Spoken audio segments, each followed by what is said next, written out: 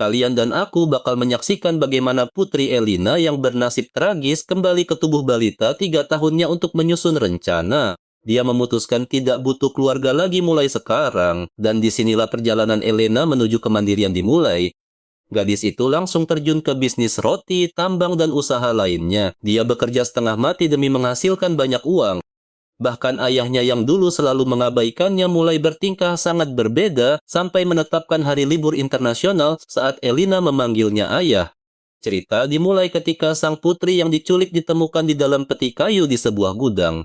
Elina langsung memeluk ayahnya yang terus meminta maaf karena datang terlambat untuk menyelamatkannya.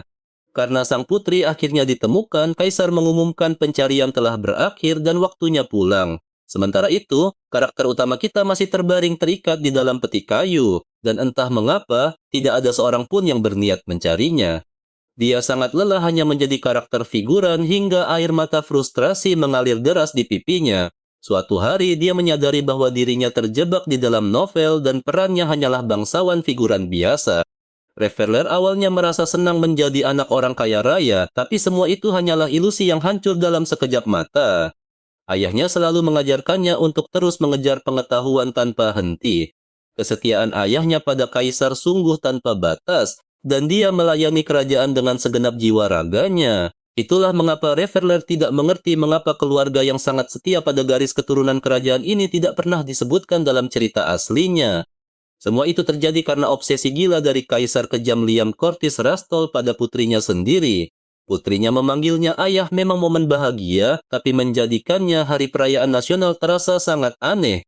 Nah, perhatikan baik-baik di sini karena hanya Duke Felicity yang berani menentang kegilaan sang kaisar.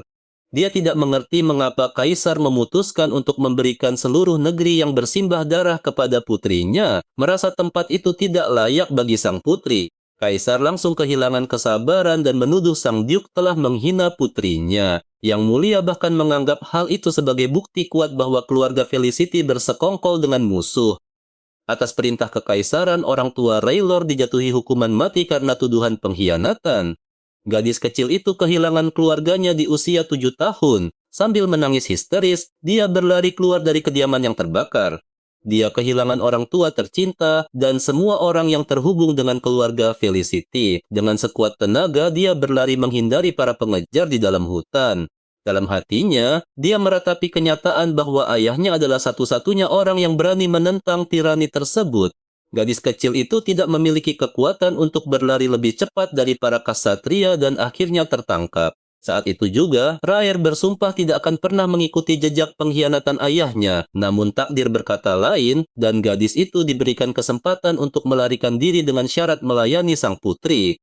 Revealer dipindahkan ke istana dan dijadikan pencicip makanan pribadi putri kerajaan untuk memeriksa racun dalam makanan dan minuman. Saat pertama kali mereka menangkap gadis itu, para bawahan kaisar menatap lama rambut merah mudanya dan lambang di gaunnya. Tidak salah lagi, dia adalah putri dari pengkhianat Duke Felicity. Kalian tahu kan artinya? Kesatria itu menyerahkan nasib si gadis kepada sang putri.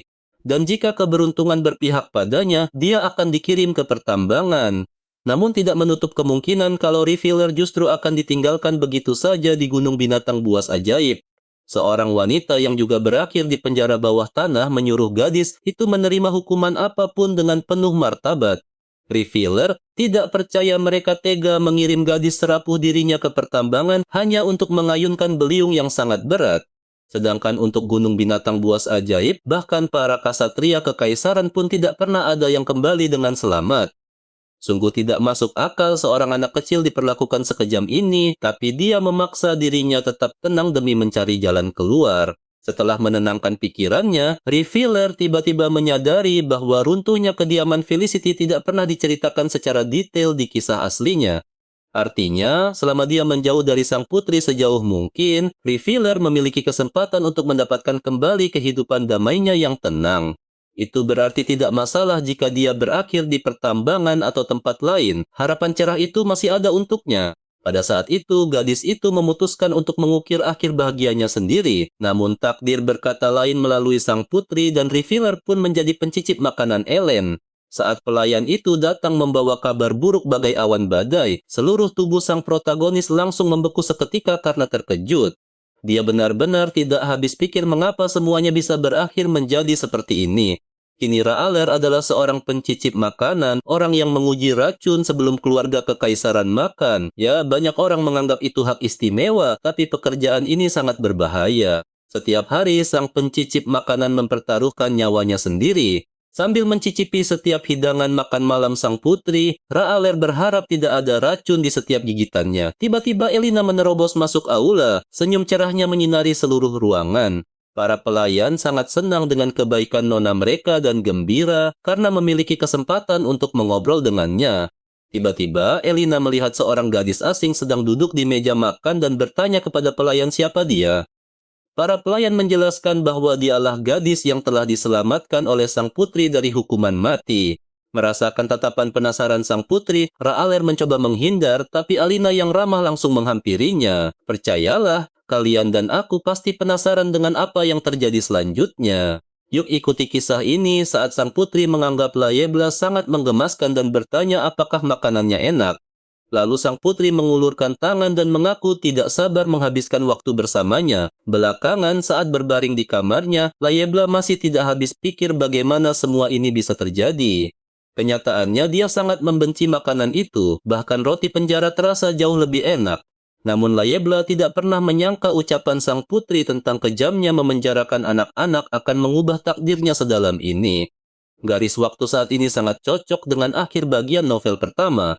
Setelah itu ada lompatan waktu besar hingga Alina dewasa dan menceritakan kejadian 10 tahun kemudian. Meski Layebla samar-samar ingat cerita aslinya, dia tahu sedikit sekali tentang masa itu.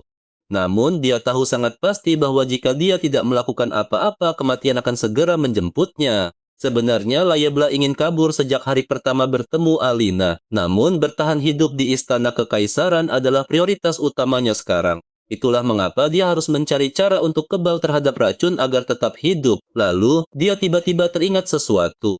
Dalam novel bagian kedua saat sang putri hampir mati akibat racun misterius, bunga rapier ajaib berhasil menghidupkannya kembali. Layebla pun bertekad untuk mendapatkan bunga itu bagaimanapun caranya, mengingat ada banyak sekali tanaman eksotis di dalam istana. Dia hanya harus mengingat seperti apa rupa bunga itu. Maka dia pergi ke perpustakaan kekaisaran untuk mencari ensiklopedia tanaman, tetapi pustakawan melarang pedagang menyentuh aset kekaisaran dan langsung mengusirnya keluar. Layebla mencoba menjelaskan bahwa buku itu akan membantunya bekerja sebagai pencicip makanan dengan lebih baik. Sang Duke di perpustakaan mendengar perdebatan itu dan menyadari bahwa buah jatuh tidak jauh dari pohonnya. Ketika mendengar pustakawan itu menuduh Layebla berniat meracuni sang putri, dia langsung melemparkan buku tebal ke wajahnya dan membentak pria itu agar diam. Dia berkata bahwa jika pustakawan itu ingin menggonggong, sebaiknya lakukan di luar saja. Gadis itu gemetar menyaksikan kejadian di depannya. Nah, perhatikan bagian ini, dia benar-benar bingung bagaimana Duke Cassius mendadak muncul tepat di sampingnya. Pria ini adalah musuh bebuyutan keluarga Felicity dan anjing penjaga kekaisaran. Sang Duke dikenal luas sebagai iblis perang yang kejam. Dalam kisah aslinya, dialah dalang utama yang mengendalikan semua rencana jahat dari balik layar. Layebla pernah mendengar bahwa dia bahkan tidak mengampuni anak-anak, membuatnya panik dan berpikir keras untuk kabur secepat mungkin. Saat sang Duke mengulurkan tangan ke arahnya, gadis itu langsung berteriak ketakutan. Layebla membeku saat Cassius tiba-tiba mengangkatnya, memeriksa kondisinya dengan teliti lalu menyatakan bahwa dia baik-baik saja. Selagi Layebla berusaha keras mencerna apa yang sedang terjadi, sang pustakawan mendadak sadar dan mulai mengoceh tentang perilaku kasar Cassius. Pria itu berteriak bahwa meski dia seorang Duke, dia tidak berhak bertindak semena-mena kepada siapapun. Cassius mendekap gadis itu erat-erat dan menatap tajam pustakawan tersebut hingga dia langsung kabur keluar pintu dalam sekejap. Begitu kakinya kembali menyentuh lantai, pikiran Layebla sudah berputar mencari cara agar bisa mendapatkan ensiklopedia tanaman tersebut. Mungkin kalian juga berpikir dia harus mencuri buku itu, tetapi saat itu juga Layebla menyadari dia bisa memanfaatkan kebaikan aneh sang Duke. Mengumpulkan segenap keberaniannya, gadis itu memintanya membantu sekali lagi dengan meminjamkan buku botani tersebut. Sangat mengejutkan bagi Layebla, Cassius sama sekali tidak ragu dan langsung menyetujui permintaannya. Dia menjelaskan sebagai pencicip makanan sang putri, dia wajib memahami tanaman beracun dan obat-obatan. Sang Duke mendengarkan penjelasannya dalam diam dengan penuh perhatian, lalu berjanji ksatria pribadinya akan mengantarkan buku tersebut.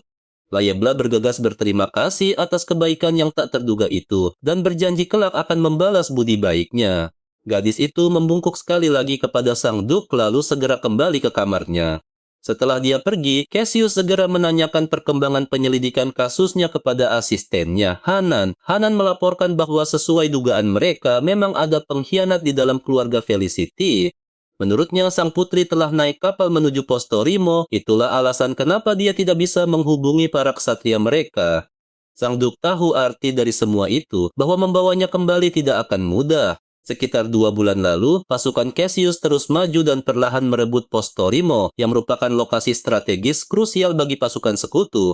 Saat itulah Cassius menerima surat dari Duke Felicity, memintanya untuk menjaga sang putri dan menjadi pelindungnya. Setelah terdiam sejenak, Cassius menyuruh Hanan untuk membawakan ensiklopedia tanaman itu kepada sang gadis. Saat itu, dia menyadari bahwa dia harus lebih ramah kepada gadis lemah yang sangat mirip ayahnya. Keesokan harinya, Layebla sedang sibuk mengurus kebun sementara sang putri tampak asik memacu kudanya berkeliling. Layebla mengeluh di sela-sela memakan kuenya, heran mengapa putri di cerita ini sangat menyukai makanan manis. Padahal semalam sang Duke sudah berbaik hati mengirimkan ensiklopedia tersebut. Namun karena harus terus mencicipi hidangan penutup yang tiada habisnya, dia tidak punya waktu untuk membacanya. Kita tinggalkan dia yang kekenyangan sampai hampir tidak bisa bernapas. Gadis itu terus menatap tajam sang putri yang asik berkuda tanpa niat turun dan percayalah, kalian juga akan kesal melihat kedipan mata Elaine.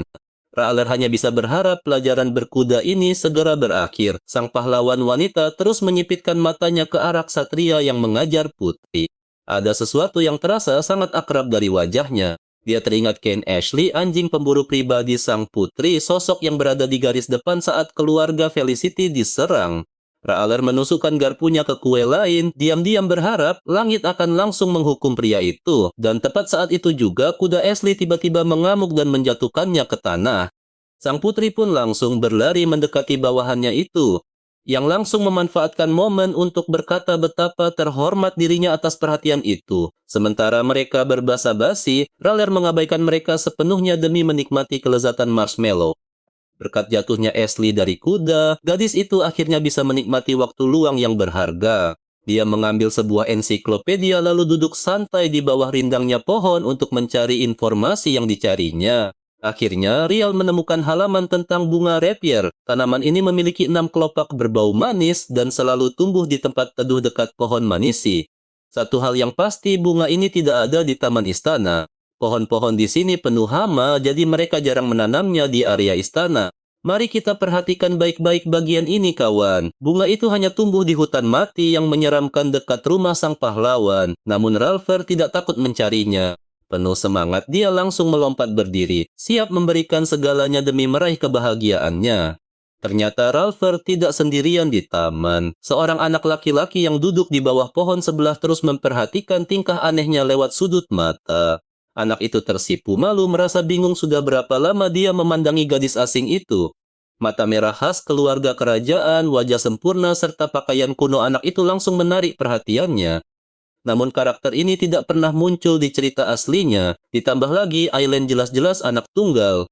Mencoba memahami situasi, Ralpher mendekat dan menanyakan namanya. Tapi anak itu justru membuang muka tanpa berkata apa-apa.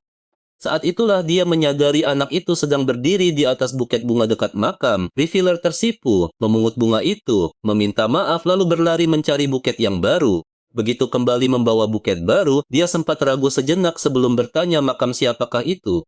Anak misterius itu mengangkat bahu bosan berkata tidak penting untuk diketahui. Ellen pun langsung tersentak mendengar suara anak itu. Tiba-tiba anak itu berbisik bahwa itu makam orang tuanya. Revealer tersentak dengan nada datarnya lalu bertanya apakah keluarganya tidak pernah akur. Saat itulah dia teringat janjinya pada diri sendiri untuk tidak pernah menjadi seperti ayahnya. Melihat anak itu, dia merasa seperti melihat cerminan dirinya sendiri. Dan ya, kita pasti paham kenapa beban emosi ini membuatnya membuang muka. Dia menyatukan kedua tangannya untuk berdoa meminta maaf karena telah mengganggu ketenangan makam itu. Lalu dia berbalik, meraih tangan anak itu dan menempelkannya ke dada. Anak itu mengerjap bingung saat gadis itu berkata ingin membagikan kekuatannya. Mulai sekarang hanya hal baik yang akan terjadi. Revealer berjanji minggu ini akan tenang dan minggu depan dia akan terus tersenyum bahagia. Semua kenangan sedihmu akan sirna. Anak itu terdiam sejenak sebelum menarik tangannya kasar dan balik bertanya apakah dia sendiri bahagia. Revealer tersenyum penuh keyakinan dan mengiyakan. Dia lalu mengambil ensiklopedia, membuka halamannya, dan bertanya apakah anak itu pernah melihat bunga ini. Dia meminta anak itu untuk memberitahunya jika kebetulan menemukan bunga rapier itu. Lalu Raer melambaikan tangan tanpa menunggu jawaban dan langsung pergi sembari berjanji untuk bertemu lagi. Anak itu menatap kepergiannya sambil memegang dada tempat tangannya tadi diletakkan, merenungkan arti dari kata-kata manis gadis itu. Beberapa hari kemudian, Ellen bergegas membawakan kue untuk Kaisar. Sang putri memang sengaja membuat kue itu sendiri demi mengungkapkan perasaan tulus pada ayahnya. Kaisar mengusap rambutnya, merasa heran bagaimana putrinya bisa memanggang kue sendiri.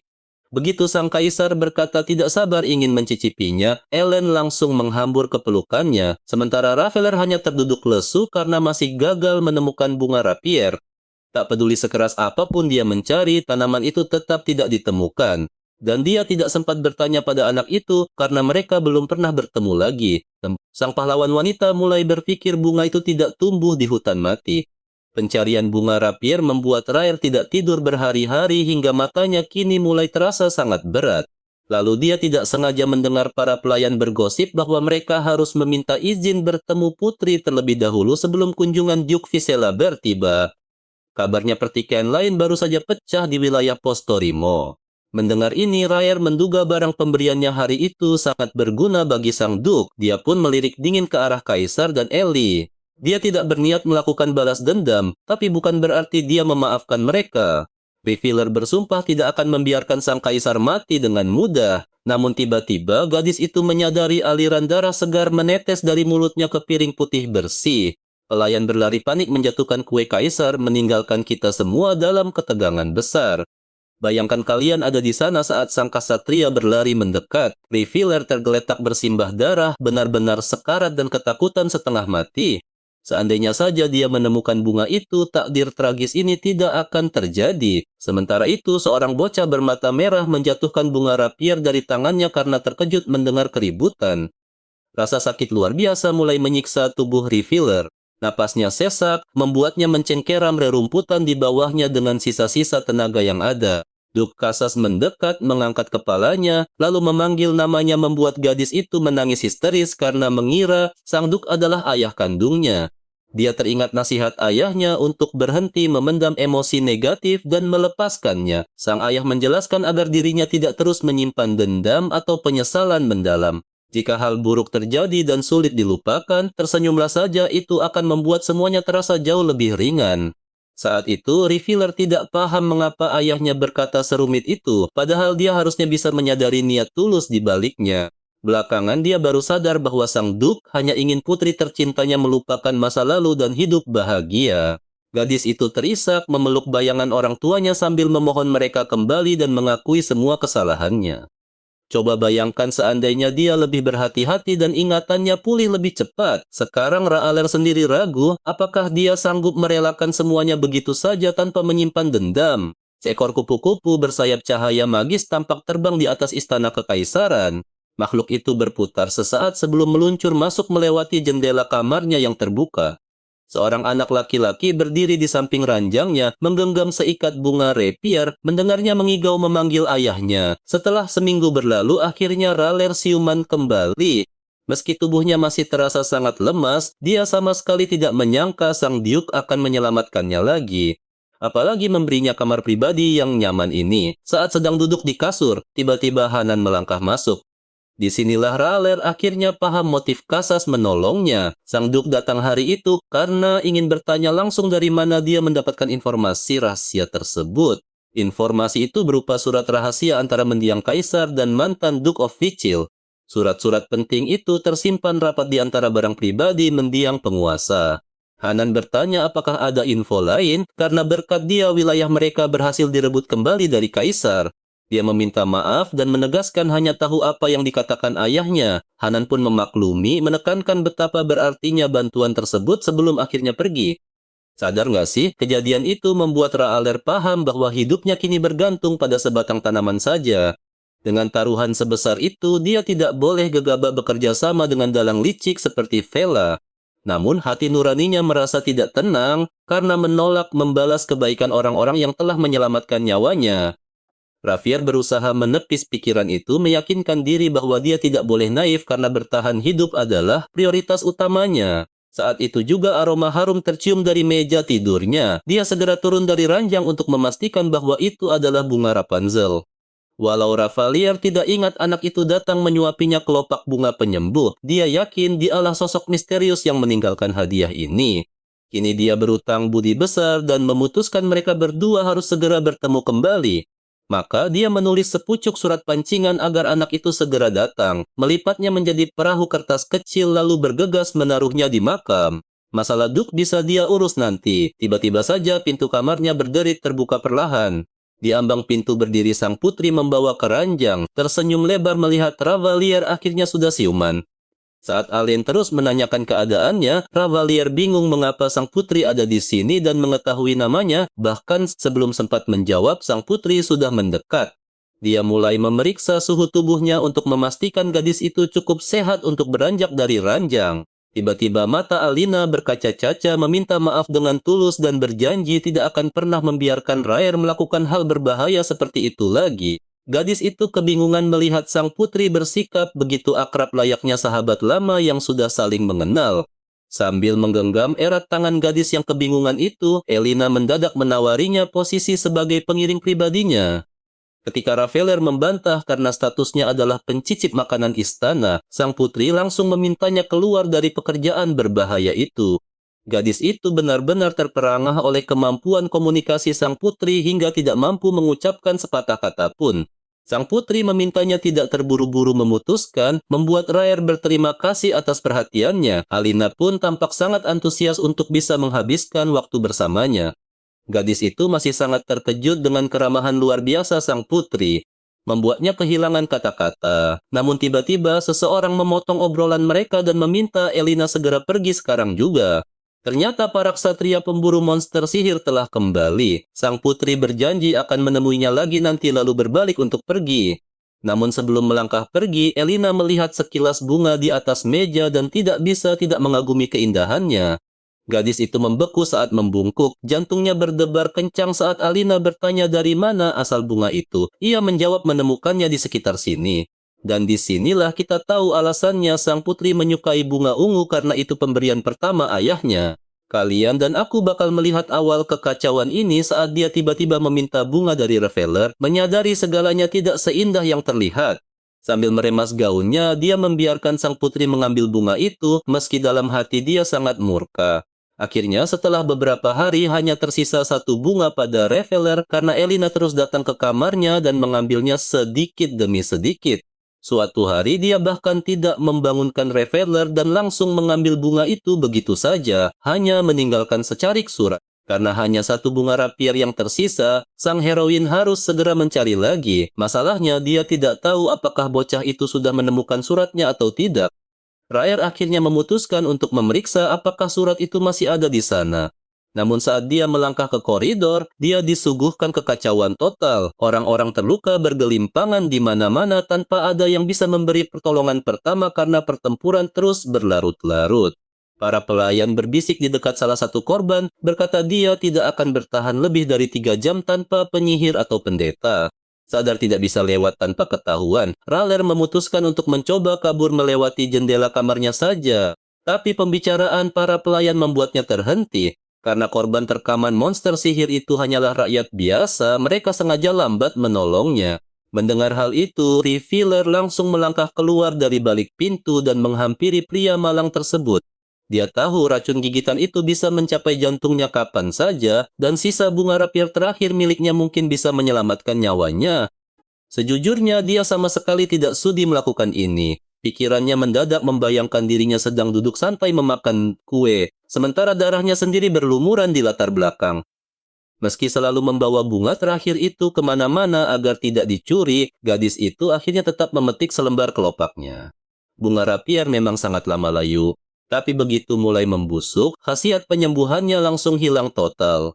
Sadar bunga itu hanya bertahan 2 hari lagi, refiller menyodorkan kelopak itu dan menyuruh sang pria memakannya demi menahan racun. Dia menurut, membuka bibir keringnya, dan gadis itu memasukkan kelopak tersebut. Karena memberikan bunga itu sama saja dengan membagi nyawanya sendiri, refiller menyuruh pria itu membalas budinya kelak sambil menghela napas berharap dia selamat.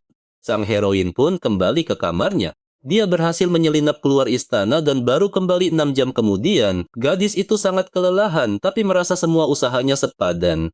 Walau tidak pernah melihat anak itu lagi, tidak ada surat di makamnya. Lagi pula, refiller berhasil menjaga bunga terakhir sang putri tetap aman. Dan saat sang putri menanyakannya, heroin kita beralasan bahwa bunga itu sudah habis dimakan serangga. Kalian harus perhatikan baik-baik bagian ini. Saat dia baru saja rebahan, pintu balkon tiba-tiba terbuka lebar dan seseorang berdiri di belakangnya. Dia berbalik cepat dan melihat bocah bermata merah, membuat jantungnya berdegup kencang melihat kehadirannya di sana.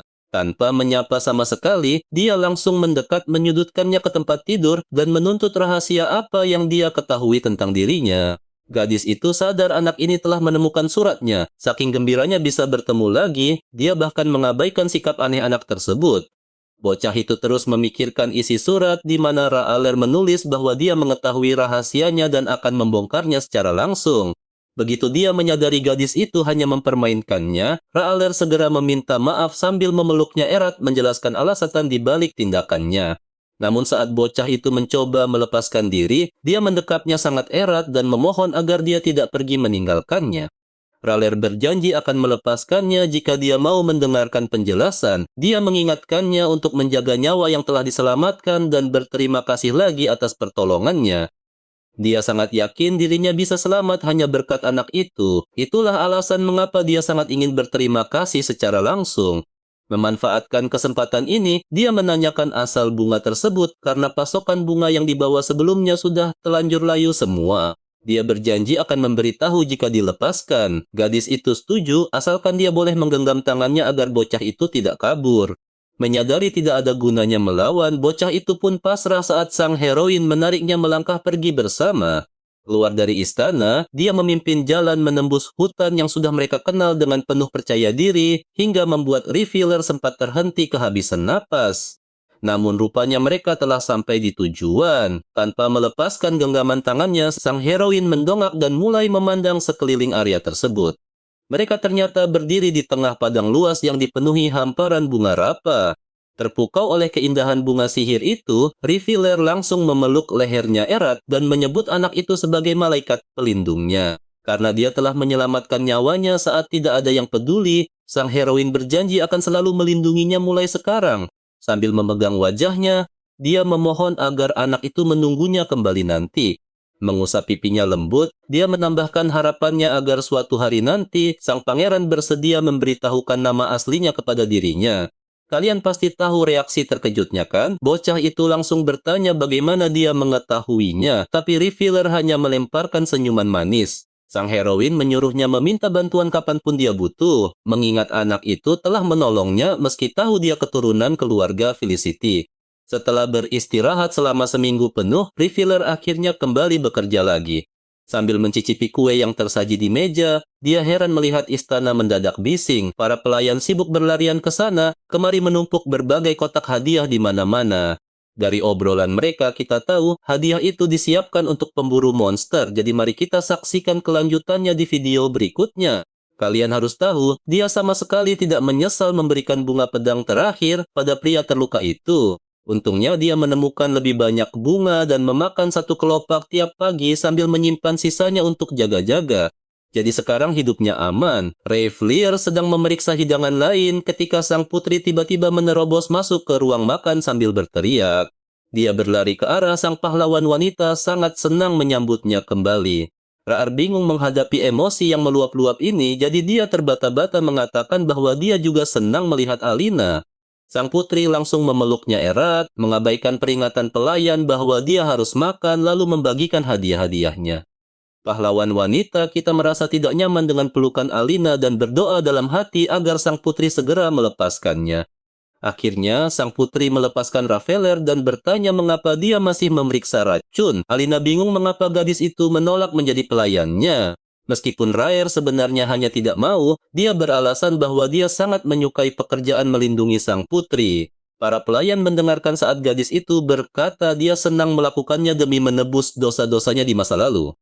Sang pahlawan wanita memasang wajah polos yang sangat manis dan meminta sang putri mendengarkan satu permintaannya, tapi Elina langsung memotongnya dan mengajak berteman. Pelayan itu menarik sang putri ke samping dan mengingatkan bahwa Rair berasal dari keluarga pemberontak. Namun Elina sangat ingin berteman dengan gadis yang rela meracuni diri sendiri demi menyelamatkan nyawanya. Mengejutkannya, pelayan itu tiba-tiba berkata jika sang putri menginginkannya, kaisar pasti akan mengabulkan permintaan putrinya.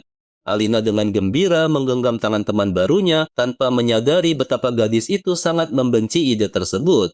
Dia merenungkan berapa lama lagi dunia ini akan menyiksanya, namun dia hanya mengucapkan terima kasih atas kebaikan sang putri. Di utara, di dalam hutan mati berdiri kastil Kuaru kuno, bocah bermata merah duduk di ambang jendela. Kenangan tentang Reveler membanjiri pikirannya satu persatu. Dia teringat janji gadis itu untuk menjadi malaikat pelindung yang akan menjaganya. Anak itu menyadari dia sedang menunggunya datang. Perhatikan baik-baik perubahan perasaannya di sini. Sementara itu, Reveler menghabiskan banyak waktu bersama sang putri. Sekarang, mereka bahkan selalu makan siang bersama. Pahlawan wanita kita lelah makan makanan manis terus, tapi terlalu takut menolak Alina, jadi dia terpaksa berpura-pura menyukainya. Ternyata semua ini salah pelayan bernama Renule. Dia memberitahu putri bahwa Reveler sangat menyukai marshmallow.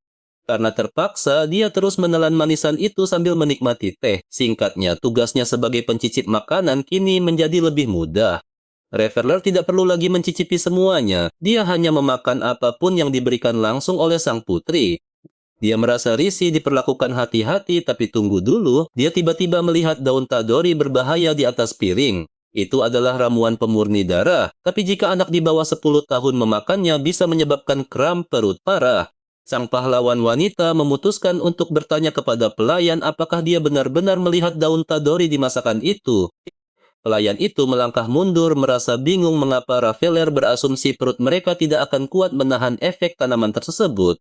Gadis itu tersenyum dan mengaku membaca buku agar bisa membantu sang putri. Ranle menyuruh Julia memeriksa bahan makanan dan memanggil kepala koki. Namun saat koki itu tiba, dia mendengus kesal dan membantah daun itu memiliki efek buruk tersebut. Daun itu hanya penambah rasa, tapi pelayan menegaskan semua catatan bahaya itu benar, dan sang putri bisa saja terancam. Raal bisa merasakan tatapan tajam koki itu mengarah padanya, padahal koki itulah yang melakukan kesalahan. Ranle memperingatkan Koki untuk lebih berhati-hati dan dia langsung meminta maaf karena takut dipecat. Elina pun segera memeluk erat penyelamat nyawanya. Rair menyadari para pelayan menatap mereka dengan tatapan aneh. Seolah pandangan mereka tentang dirinya langsung berubah, padahal dia hanya ingin agar sang putri segera melepaskan pelukannya. Setelah akhirnya berhasil meloloskan diri, dia langsung bergegas ke sayap bangsawan istana berkat bantuan para pelayan yang menyelesaikan pekerjaannya. Revealer berniat pamit kepada Duke Felibori dan sudah menulis sepucuk surat untuknya. Setelah merenung cukup lama, dia memutuskan membalas budi sang Duke. Dia yakin ini akan melunasi semua utang budinya. Namun saat berjalan melewati salah satu ruang kerja, Revealer tidak sengaja mendengar orang-orang membicarakan sang Duke. Saat mengintip ke dalam, dia melihat beberapa bangsawan membahas penolakan Faisela Berry atas perintah kaisar untuk menghentikan perang demi sang putri. Revealer teringat bagian kedua novel yang menyebutkan bahwa Duke telah menghabiskan waktu 10 tahun untuk mempersiapkan pemberontakan. Jika perang di Postorimo bukan bagian dari rencana pemberontakan, berarti Visel memang belum memantapkan niatnya untuk memberontak. Dia ingat ucapan Duke bahwa dia mengincar takhta hanya karena jenuh dengan perang dan ingin mencari sedikit hiburan. Meski buku itu menceritakan bahwa Cassius memulai pemberontakan karena alasan sepele, Revealer tidak percaya dia orang seperti itu. Dia tahu Duke berjuang mati-matian hingga akhir perang, kisah ini membuat kita tidak sabar menunggu lanjutannya. Kalian tahu tidak, Revealer yakin pasti ada alasan tersembunyi di balik pemberontakan ini. Mungkin sang kaisar sengaja mengambil langkah pertama karena melenyapkan keluarga Vela Berry berarti menyapu bersih ancaman terakhir bagi tahta kekuasaannya. Dan dengan runtuhnya klan Felicity, keluarga kekaisaran akan memiliki kekuasaan mutlak. Jika memang begitu, Revealer mungkin tidak bisa mengubah banyak hal. Tapi, dia tidak kehilangan harapan kalau Vela Berry bisa membalikan keadaan. Jika putra Sang Duke memutuskan untuk bertarung, takkan ada yang bisa menghentikannya. Ini tentang karakter utama lainnya dari novel tersebut, yaitu Rowan Vela. Dia adalah pria yandere yang membunuh ayahnya yang kejam setelah bertahun-tahun disiksa, lalu mengabdikan seluruh hidupnya kepada sang putri. Bahkan jika Revealer mengungkap pengkhianatan keluarga kekaisaran, itu tidak akan berpengaruh jika Rowan tetap membunuh ayahnya seperti di cerita aslinya. Karena itu, dia memutuskan mengambil pendekatan yang berbeda. Dia mendekati kereta Kasis, meminta maaf dalam hati, lalu berbisik mendoakan kemenangan Sang Duke dalam perang. Kemudian, dia mengetuk jendela dan menyelipkan suratnya ke bawah pintu kereta. Dia berterima kasih atas perhatian Sang Duke, lalu menyelipkan peringatan agar dia lebih berhati-hati terhadap para stafnya. Sekarang perhatikan baik-baik bagian ini. Informasi tentang pria berjanggut mencurigakan itu justru membuat Kasis tersenyum lega. Hal itu tentu membuat asistennya sangat terkejut. Sang Duke pun segera menyimpan catatan itu di sakunya dan memerintahkan asistennya untuk segera mengatur pertemuan pribadi dengan sang gadis. Hari itu sangat cerah dan sang putri sedang menikmati hari yang indah bersama ayah serta Revealer. Elina terus mendesak temannya itu untuk makan kue lebih banyak. Dia bersikeras kalau Revealer terlalu kurus dan harus lebih memperhatikan kesehatannya. Setelah memperhatikan interaksi hangat itu sejenak, sang kaisar akhirnya mengingatkan putrinya kalau dia juga ada di sana. Dia mengatakannya dengan sangat jenaka, membuat Elina langsung meminta maaf dan menjelaskan kalau dirinya hanya sangat mengkhawatirkan Revealer. Kaisar mengusap lembut rambut putrinya, menyuruhnya menjaga kesehatan dan tidak melewatkan makan. Tanpa berpikir panjang, Elina langsung keceplosan bilang kalau akhir-akhir ini dia sedang berusaha keras menarik perhatian Revealer. Sang pahlawan wanita bersiap menghadapi kemarahan kaisar. Tapi sang putri justru mulai menceritakan tentang daun toteri. Dia langsung menggenggam tangan Revealer, merasa sangat kagum dengan kecerdasannya. Tanpa bantuan Revealer, bencana besar pasti sudah terjadi. Sang pahlawan wanita pun menunduk malu dan berterima kasih kepada Elina yang kini semakin sering mendekatinya. Bahkan suatu hari sang putri mendadak datang ke piknik mereka sambil membawa buku undang-undang kekaisaran. Dia menduga kalau Revealer hanya berpura-pura tidak tahu apa-apa tentang hukum kekaisaran. Sang pahlawan wanita merona malu, berpikir kalau karakter sampingan memang wajar tidak tahu apa-apa, tapi Elina sama sekali tidak peduli dan berjanji akan mengajarinya karena temannya ini sangat pintar. Kaisar memperhatikan Revealer dalam diam, membuat gadis itu tidak nyaman di bawah tatapan tajamnya. Lalu dia beralih ke putrinya menanyakan tentang upacara teh yang sedang dipersiapkannya. Mengingat banyaknya persiapan yang belum selesai, Elina langsung memeluk ayahnya erat. Dia berpamitan sampai waktu makan malam tiba lalu bergegas pergi. Revealer menghela napas lega karena situasinya sudah aman, lalu mulai merapikan barang-barangnya sendiri. Tapi dugaannya salah besar dan kalian pasti tidak menduga kalau sang kaisar tiba-tiba menegurnya. Dia melipat tangannya dengan tegas, lalu langsung menyebutnya sebagai seorang pengkhianat klan Felicity. Dia menuntut Revealer mengingat bahwa musuh mereka adalah ancaman nyata bagi orang yang melindunginya. Kaisar memperingatkan jika sesuatu terjadi pada putrinya, nasib Revealer akan jauh lebih mengerikan. Sang pahlawan wanita membungkuk hormat, berjanji akan menanamkan setiap kata peringatan itu di hatinya. Meski setiap pertemuan dengan sang kaisar selalu mengikis keberaniannya, dia tidak akan pernah memaafkan musuh bebuyutan keluarganya itu begitu saja. Hari-hari menjelang pesta teh pertama sang putri benar-benar sangat menyiksa. Setiap hari, sang pahlawan wanita harus bolak-balik ke dapur untuk memeriksa bahan makanan dan mencicipi setiap hidangan. Saat ada sedikit waktu luang, Revealer bahkan harus membantu para pelayan dan menghafal seluruh daftar tamu sebelum dia sempat beristirahat. Hingga akhirnya hari upacara teh itu pun tiba. Para ibu dari anak-anak undangan saling berbisik membicarakan Putri Felicity selama upacara penyambutan. Mereka mengira dia tampak sangat santai karena terlalu muda untuk mengerti situasi pelik ini. Padahal, tenaga Revealer sudah benar-benar terkuras habis saat upacara baru saja dimulai. Dia pun menyadari bahwa mengajukan diri untuk tugas melelahkan ini demi menjaga jarak dari sang putri adalah sebuah kesalahan besar.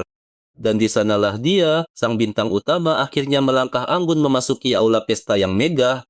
langsung menerangi seluruh ruangan dengan senyuman indahnya yang sangat memikat. Para tamu pun bersorak gembira menyambut kehadiran sang putri. Elina mengangkat gelasnya tinggi-tinggi, menyapa semua hadirin, dan mendoakan agar semuanya bersenang-senang. Namun kekacauan justru segera dimulai. Di antara para tamu, sekelompok anak-anak mulai rewel dan membuat keributan besar. Revealer tetap tenang dan fokus pada tugasnya melayani para tamu senior. Anak-anak lelaki yang dia sajikan kue kering tampak ingin segera kabur dari meja bising itu demi bisa mendekati sang putri. Mereka hanya ingin mendengar cerita seru dari Elina, bukan tangisan anak-anak manja. Mereka juga bosan hanya duduk diam sambil menyantap hidangan pelayan. Revealer berusaha sekuat tenaga untuk tetap tenang dan menahan amarahnya di tengah semua situasi menyebalkan ini. Kita semua tahu dia sudah lelah, tapi kelakuan buruk bocah-bocah ini membuatnya benar-benar ingin menyerah saat itu juga. Tapi pertama-tama dia harus menghadapi bocah-bocah yang berteriak itu.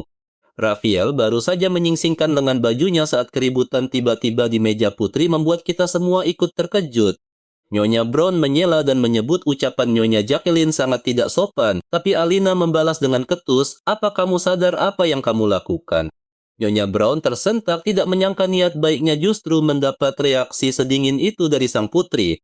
Namun Alina bersikeras bahwa hanya dia yang berhak menilai ucapan itu menghina Jacqueline atau tidak, membuat gadis itu hanya bisa berdiri membisu.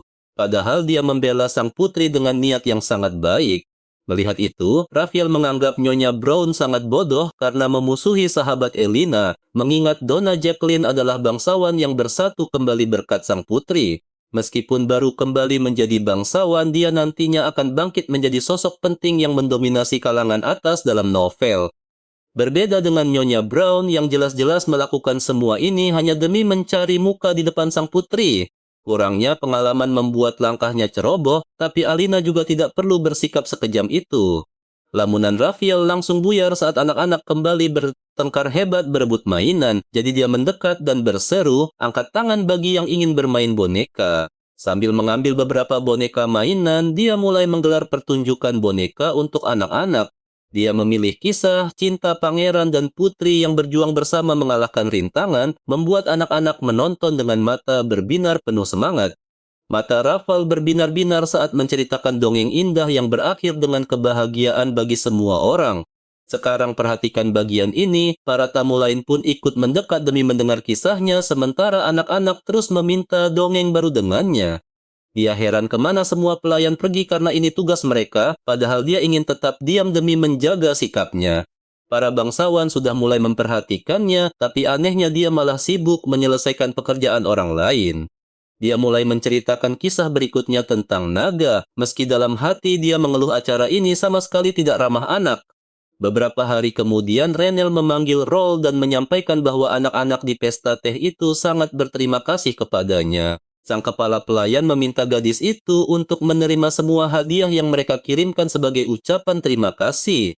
Rival yang mengira hadiah itu untuk sang putri memastikan apakah dia boleh mengambilnya, lalu Ranle menyuruhnya menerima kotak-kotak itu dan berterima kasih.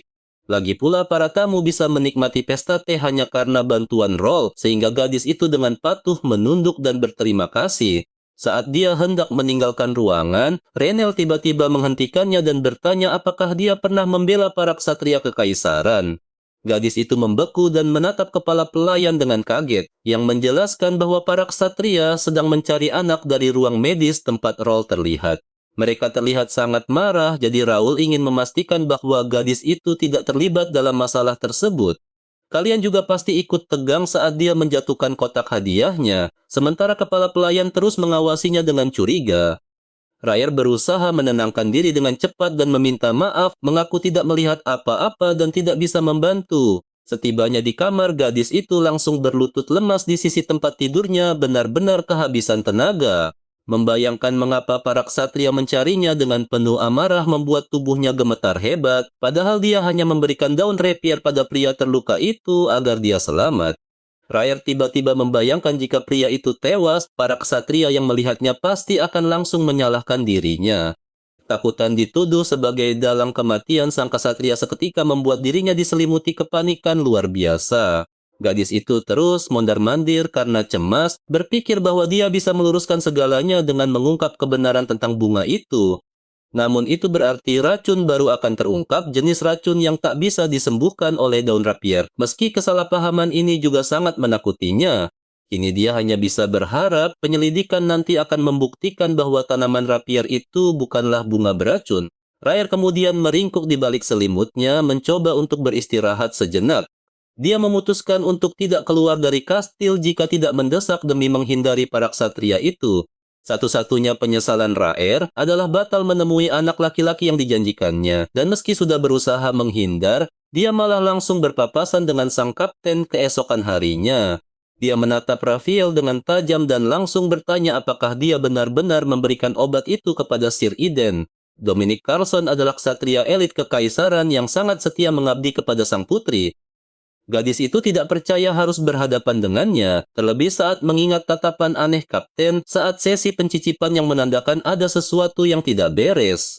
Tidak ada jalan keluar, jadi dia terpaksa mengaku telah memberikan obat itu pada Eden, meski berbohong tentang asal-usulnya. Dia berdalih bahwa obat itu adalah ramuan rahasia milik keluarga Felicity. Penawar racun universal buatan tabib keluarga mereka, Toris Luran, dan untungnya Carlson percaya karena reputasi hebat perusahaan dagang keluarga Felicity. Dia pun meminta maaf karena telah menakutinya dan memintanya tenang, menegaskan bahwa dia sama sekali tidak mencurigainya.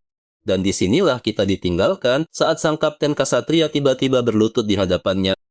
Yuk, kita lanjutin petualangan seru ini. Ternyata kapten langsung berlutut dan berterima kasih karena sudah menyelamatkan Eden. Si gadis jelas syok banget melihat pria hebat itu berlutut di depannya. Ternyata semua ini cuma salah paham. Eden sebenarnya sedang mencari orang yang ingin membunuhnya, bukannya sosok penyelamat hidupnya sendiri. Carlson mengusap lembut rambutnya sambil tersenyum bangga, lalu sekali lagi berterima kasih karena sudah menyelamatkan malam itu. Dada si gadis langsung berdesir aneh lagi. Sambil mendekat, sang kapten berjanji akan selalu siap membantunya kapan saja dia butuh bantuan. Reverler berpikir kalau dirinya benar-benar tidak boleh terlibat lebih jauh lagi dalam masalah ini. Terikat dengan karakter novel jelas bukan ide bagus, tapi ingatan tentang janjinya pada bocah bermata merah itu terus saja mengganggu pikirannya. Akhirnya dia menghentikan Carlson, menarik jubahnya, dan langsung keceplosan bilang kalau dia ingin meminta bantuan khusus darinya. Begitu sang kapten berbalik, Reverler nekat bertanya apakah dia bisa menemui Duk Agung. Saat sang heroin memutuskan bertaruh, dia tidak pernah menyangka Carlson bakal langsung setuju. Beberapa hari kemudian, dia sudah berdiri di tengah hutan sunyi menunggu pengawal pribadi yang telah ditunjuk oleh sang kapten. Sebelumnya, dia sudah diperingatkan kalau Kaisar terus mengawasi sang Duk dengan sangat ketat. Dan jika terjadi sesuatu, Carlson sendiri yang akan bertindak. Reverler pun berusaha keras membuang semua firasat buruk di kepalanya. Nah, perhatikan bagian ini baik-baik. Tiba-tiba terdengar langkah kaki dari belakang dan saat menoleh, dia benar-benar dibuat terkejut setengah mati. Satria yang pernah dia selamatkan itu memperkenalkan diri sebagai Irael Eden dari Ordo Pertama yang bertugas mengawalnya malam ini. Penampilannya berubah drastis hingga Reverler sempat pengling. Ariel berterima kasih karena diselamatkan, lalu meminta maaf sebelum mendadak menggendong tubuh gadis itu dengan sangat mudah. Karena jalur pegunungan sangat berbahaya bagi Reverler, Ksatria itu ditugaskan menjadi pengawalnya. Dia memilih menggendongnya sambil terus meminta maaf karena terlambat, beralasan kakinya masih agak lemas setelah sembuh dari sakit parah yang lama. Raveler terlihat sangat khawatir, tapi Ksatria itu segera meyakinkannya kalau sekarang semuanya baik-baik saja. Hanya staminanya saja yang agak menurun. Namun, sang heroin mengingatkan agar dia tidak memaksakan diri karena baru saja mendapat kesempatan hidup kedua. Eden tertawa kecil dan berjanji akan mengingat nasihat itu selamanya, tapi menurut Reverler tawanya terasa agak aneh dan canggung. Dia mungkin tidak akan pernah bertemu gadis itu lagi, jadi dia harus menjaga dirinya baik-baik. Karena sang ksatria bingung dengan sikapnya, si gadis mengingatkan bahwa dia hanyalah pencicip makanan putri dan berasal dari keluarga Felicity. Tiba-tiba Eden menatap lekat-lekat mata Reveler, lalu mengulurkan tangan untuk merapikan helai rambutnya. Tanpa diduga, dia langsung bertanya apakah si gadis diam-diam berencana pergi meninggalkan istana kekaisaran. Sang heroin menduga kalau pertanyaan menjebak ini adalah ujian untuk menguji kesetiaannya. Jadi dengan tegas dia menjawab semua baik-baik saja dan dia akan terus mengabdi demi membalas semua kebaikan yang diberikan oleh sang putri. Kalian juga merasa ada yang aneh kan? Ksatria itu tersenyum, tapi sang heroin tidak pernah menyangka kesetiaannya pada putri bakal diuji semendadak ini. Namun Eden tiba-tiba menambahkan jika saja Reveler membutuhkan bantuannya kelak, dia akan selalu siap datang menolongnya. Akhirnya, gerbang kastil yang menjulang tinggi terlihat di balik pepohonan, dan sang ksatria mengumumkan kalau mereka sudah sampai. Sang heroin menatap sekeliling kastil Duk Agung yang terlihat sangat gelap, sunyi, dan begitu megah dengan rasa takjub. Revealer selalu heran kenapa istana kekaisaran dibangun sangat dekat dengan hutan mati, dan sekarang dia sadar kalau tujuannya adalah menyembunyikan kastil ini.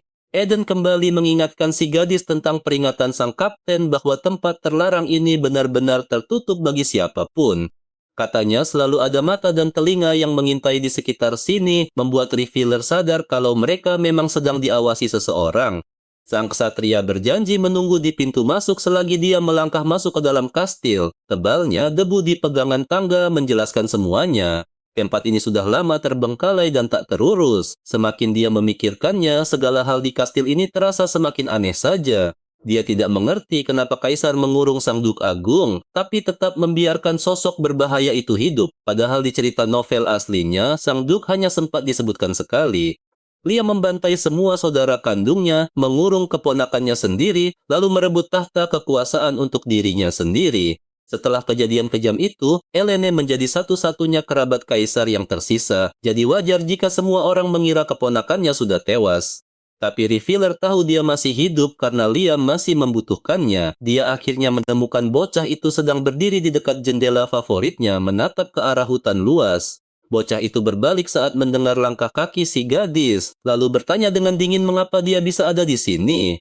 Revealer tersenyum manis lalu berkata dia datang untuk mengetahui namanya seperti janji mereka. Berbeda dengan keponakannya, sang kaisar tidak memiliki hak waris tahta yang sah. Hanyalah perebut kekuasaan yang rakus. Tanpa legitimasi yang sah, dia memiliki banyak musuh yang siap menggulingkannya kapan saja. Di sisi lain, sang Duk Agung merupakan putra mahkota terdahulu, menjadikannya satu-satunya pewaris tahta kekaisaran yang sah dan sejati. Kaisar yang licik melihat peluang emas, karena siapapun yang ingin memberontak pasti akan mencari keberadaan sang Duk Agung terlebih dahulu.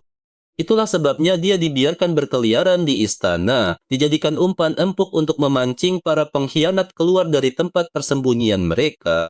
Bocah itu menatap tajam ke arah Revealer, lalu bertanya kembali dengan nada dingin mengapa dia begitu ingin mengetahui namanya. Dia bilang ingin berteman, tapi sang Duk malah membuang muka dan mengusirnya. Nah, menurut kalian, apa yang bakal terjadi selanjutnya? Kita tunggu kelanjutannya ya. Kalian dan aku akan melihat bagaimana Rafier paham akan kewaspadaannya karena mereka anak-anak yang paling dibenci kaisar. Dia berjanji takkan datang jika mengganggu, tapi sangat ingin mengobrol. Setelah berpikir sejenak, Rafier mengubah sikapnya dari formal menjadi sangat ramah pada sang Duk. Agak terlambat, dia pun memperkenalkan diri dengan layak. Gadis itu menyebutkan namanya dan mengaku sangat suka membaca berbagai macam buku. Rafier menceritakan bahwa buku favoritnya adalah kisah biografi dari seorang petualang bernama Kevin. Suatu hari nanti dia ingin naik kapal besar dan berpetualang seperti Kevin. Sang Duke menyebut impian itu konyol karena dia tak pernah keluar dari sana, tapi dia tidak menyerah. Dia menegaskan akan pergi selamanya setelah masa tugasnya sebagai pelayan pribadi sang putri selesai. Anak laki-laki itu memutar matanya, tapi Rafier mengingatkannya bahwa dia juga berhak bahagia sama seperti dirinya. Meski berstatus sebagai Duk, dia menganggap itu mustahil. Namun sang gadis berjanji akan membantu mewujudkannya. Dia memintanya memberitahu saat sang Duke mulai mempercayainya. Lalu dia berbisik di telinganya bahwa dia akan menunjukkan jalan menuju kebahagiaan. Saat Rafier mengejar sang Duke menuruni tangga sambil menanyakan pertemuan berikutnya, seseorang mengawasi mereka dari atas. Pria bermantel itu menyadari hubungan erat Felicity dan sang Duke. Dia menyeringai ke arah mereka sambil bergumam. Waktunya menyingkirkan gadis itu, dan di sini ketegangan dimulai saat kaisar mengawasi segalanya lewat bola sihir. Sang kaisar memerintahkan pasukannya untuk tidak menyentuh Rafier. Putrinya menyukainya, tapi sejujurnya kekacauan ini membuat kaisar sangat kesal. Meski begitu, Liam sangat yakin dia masih punya waktu untuk mencari cara menjatuhkan mereka berdua. Profesor Elena sangat terpukau dengan hasil kerjanya. Pria itu menyebutnya sebagai sebuah penemuan yang luar biasa. Sang putri merendah dan menganggap itu berlebihan, namun profesor bersikeras itu layak dipresentasikan. Raffier menyimak tawaran antusias profesor untuk membantu persiapan presentasi tersebut. Dia merasa sangat geli melihat betapa drastisnya alur cerita asli telah berubah. Padahal di kisah aslinya, kejayaan penemuan itu harusnya menjadi milik Raffier. Kelas pun berakhir dan profesor berpamitan pada muridnya. Para pelayan menawarkan camilan manis untuk Elena yang kelelahan setelah kelas usai. Raffier merasa cemas karena jumlah makanan beracun meningkat akhir-akhir ini. Elena kemudian mendekati Raffier yang sedang asik menjahit di dekat jendela. Dia mengajak Raffier ikut belajar bersamanya, lalu menggenggam tangannya erat dan menariknya pergi. Raffier sebenarnya enggan karena sulit berpura-pura bodoh, tapi sang putri sangat bersikeras ingin belajar bersama Raffier. Rananiel mendekat dan mulai memuji kecerdasan Elena. Dia menambahkan bahwa sepintar apapun Raffier akan sulit menandingi kemampuan sang putri. Raffier membenarkan ucapan pelayan itu. Bagaimanapun, Elena baru saja membuat penemuan bersejarah yang tidak bisa dia tandingi. Karena sang putri cemas memikirkan siapa yang meracuni Raffier sebelumnya, Rananiel segera mencoba menenangkannya. Dia berkata Kaisar telah mengambil alih penyelidikan dan pasti akan segera menangkap pelaku utamanya. Tapi kita semua tahu itu mustahil, karena di cerita aslinya identitas pelaku baru terungkap 10 tahun kemudian. Tujuannya adalah untuk merebut keluarga Kaisar tepat di saat Kaisar merasa paling bahagia. Itu berarti dia hanya menguji racun dan belum berniat membunuh sang putri. Pelayan membawakan buah ke meja Raffier membuat Elena terkejut. Namun gadis itu berkata dia tidak keberatan dan langsung mengambil satu porsi besar untuk dirinya. Entah mengapa, buah-buah ini terlihat jauh lebih mewah dari biasanya. Raffier bingung mengapa barang semewah itu diberikan padanya. Namun melihat reaksi aneh sang pelayan, apel yang baru digigit setengah langsung terlepas dari genggamannya. Sementara itu, Elena sangat senang gadis itu bisa membaur. Namun suasana ini justru membuat Raffier merasa tidak nyaman. Sambil berbaring di tempat tidur, dia mengeluh karena orang-orang memperlakukannya berdasarkan suasana hati sang putri. Dia berpaling ke arah Duke di dekatnya dan menanyakan pendapatnya, namun sang Duke tidak mengerti mengapa dia ditanya dan menyuruhnya berhenti mengganggu bacaannya.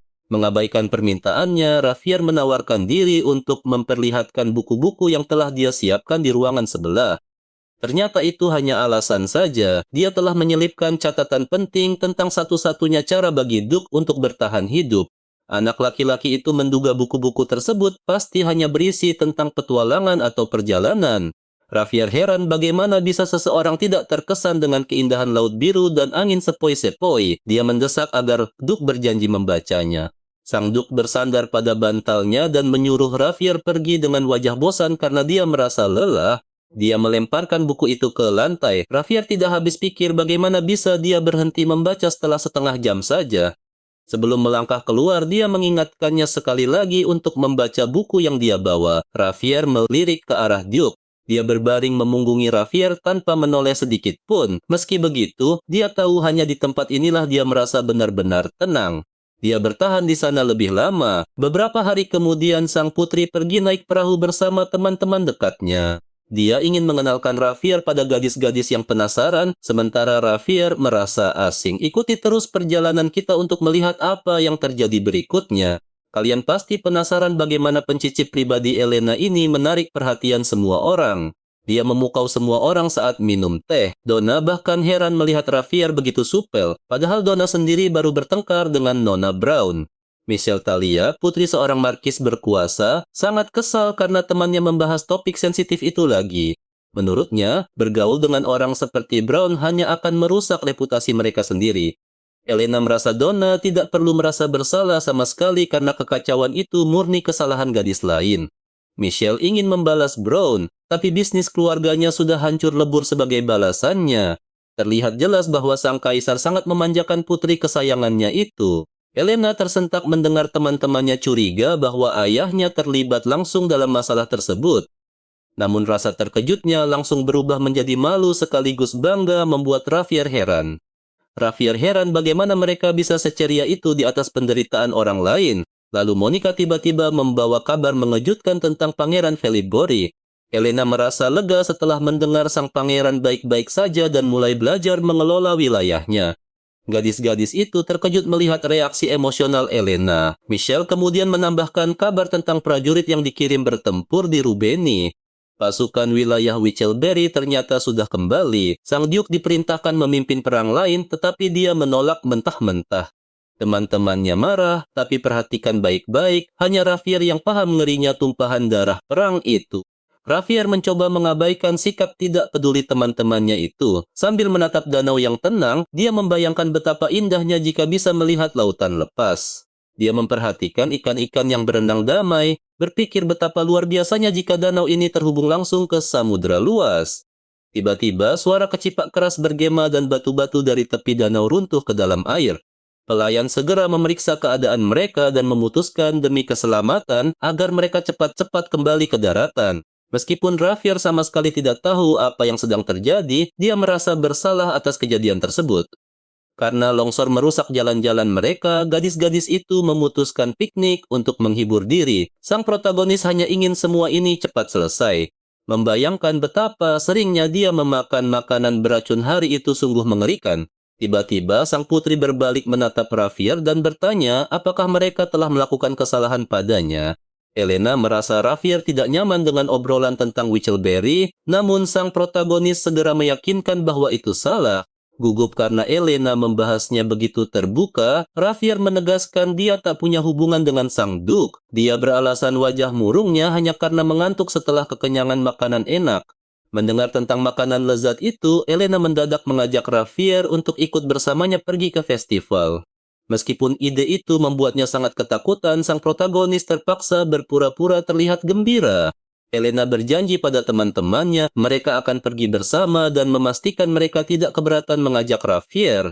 Kalian tahu tidak, Rafier ingat dari cerita aslinya bahwa festival itu adalah awal penculikan tragis sang putri. Sebagai karakter sampingan, dia bisa dengan mudah mati konyol dalam kekacauan tersebut. Rafier tahu ini bahaya besar, tapi Elena terlalu bersemangat untuk mendengarkan. Sadar tidak ada jalan keluar lagi, mereka semua akhirnya menyamar dan langsung pergi menuju lokasi festival.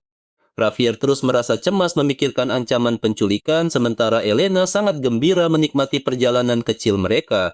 Sambil menarik pergelangan tangannya, Elena memaksa mereka melihat sirkus selagi menunggu yang lainnya datang. Karena terasa lebih aman dibanding berkeliaran, Rafier pun mengikutinya, namun area sirkus sangat padat hingga dia kehilangan Elena. Sang protagonis hampir terinjak-injak sebelum berhasil lolos. Saat itulah dia sadar telah kehilangan sang putri. Rasa panik mulai melanda saat hari mulai gelap dan dia belum juga menemukan anggota kelompoknya. Dia tidak habis pikir mengapa Elena belum menyadari kehilangannya dan datang mencarinya ke sini. Rafier tahu berjalan tanpa arah sangat berbahaya, jadi dia diam menunggu. Saat itulah dia melihat dua anak kecil menangis panik karena terpisah dari ibunya. Dia mencoba menenangkan mereka dan menunjukkan kemana harus mencari petugas keamanan jika butuh bantuan. Melihat air mata di pipi mereka, Rafier menawarkan bantuan. Anak-anak itu menjelaskan pesan ibu mereka untuk tetap diam saat tersesat. Walau benar, Rafier tahu melapor ke penjaga akan membuat orang tua mereka ditemukan lebih cepat. Setelah berpikir sejenak, gadis itu memutuskan fokus menenangkan emosi anak-anak tersebut terlebih dahulu. Dia pun menghampiri dan menawarkan sebuah dongeng seru selama mereka menunggu.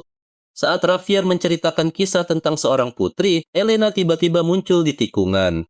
Teman-temannya kembali dibuat kagum dengan kelihayan Rafier dalam mengambil hati orang-orang di sekitarnya.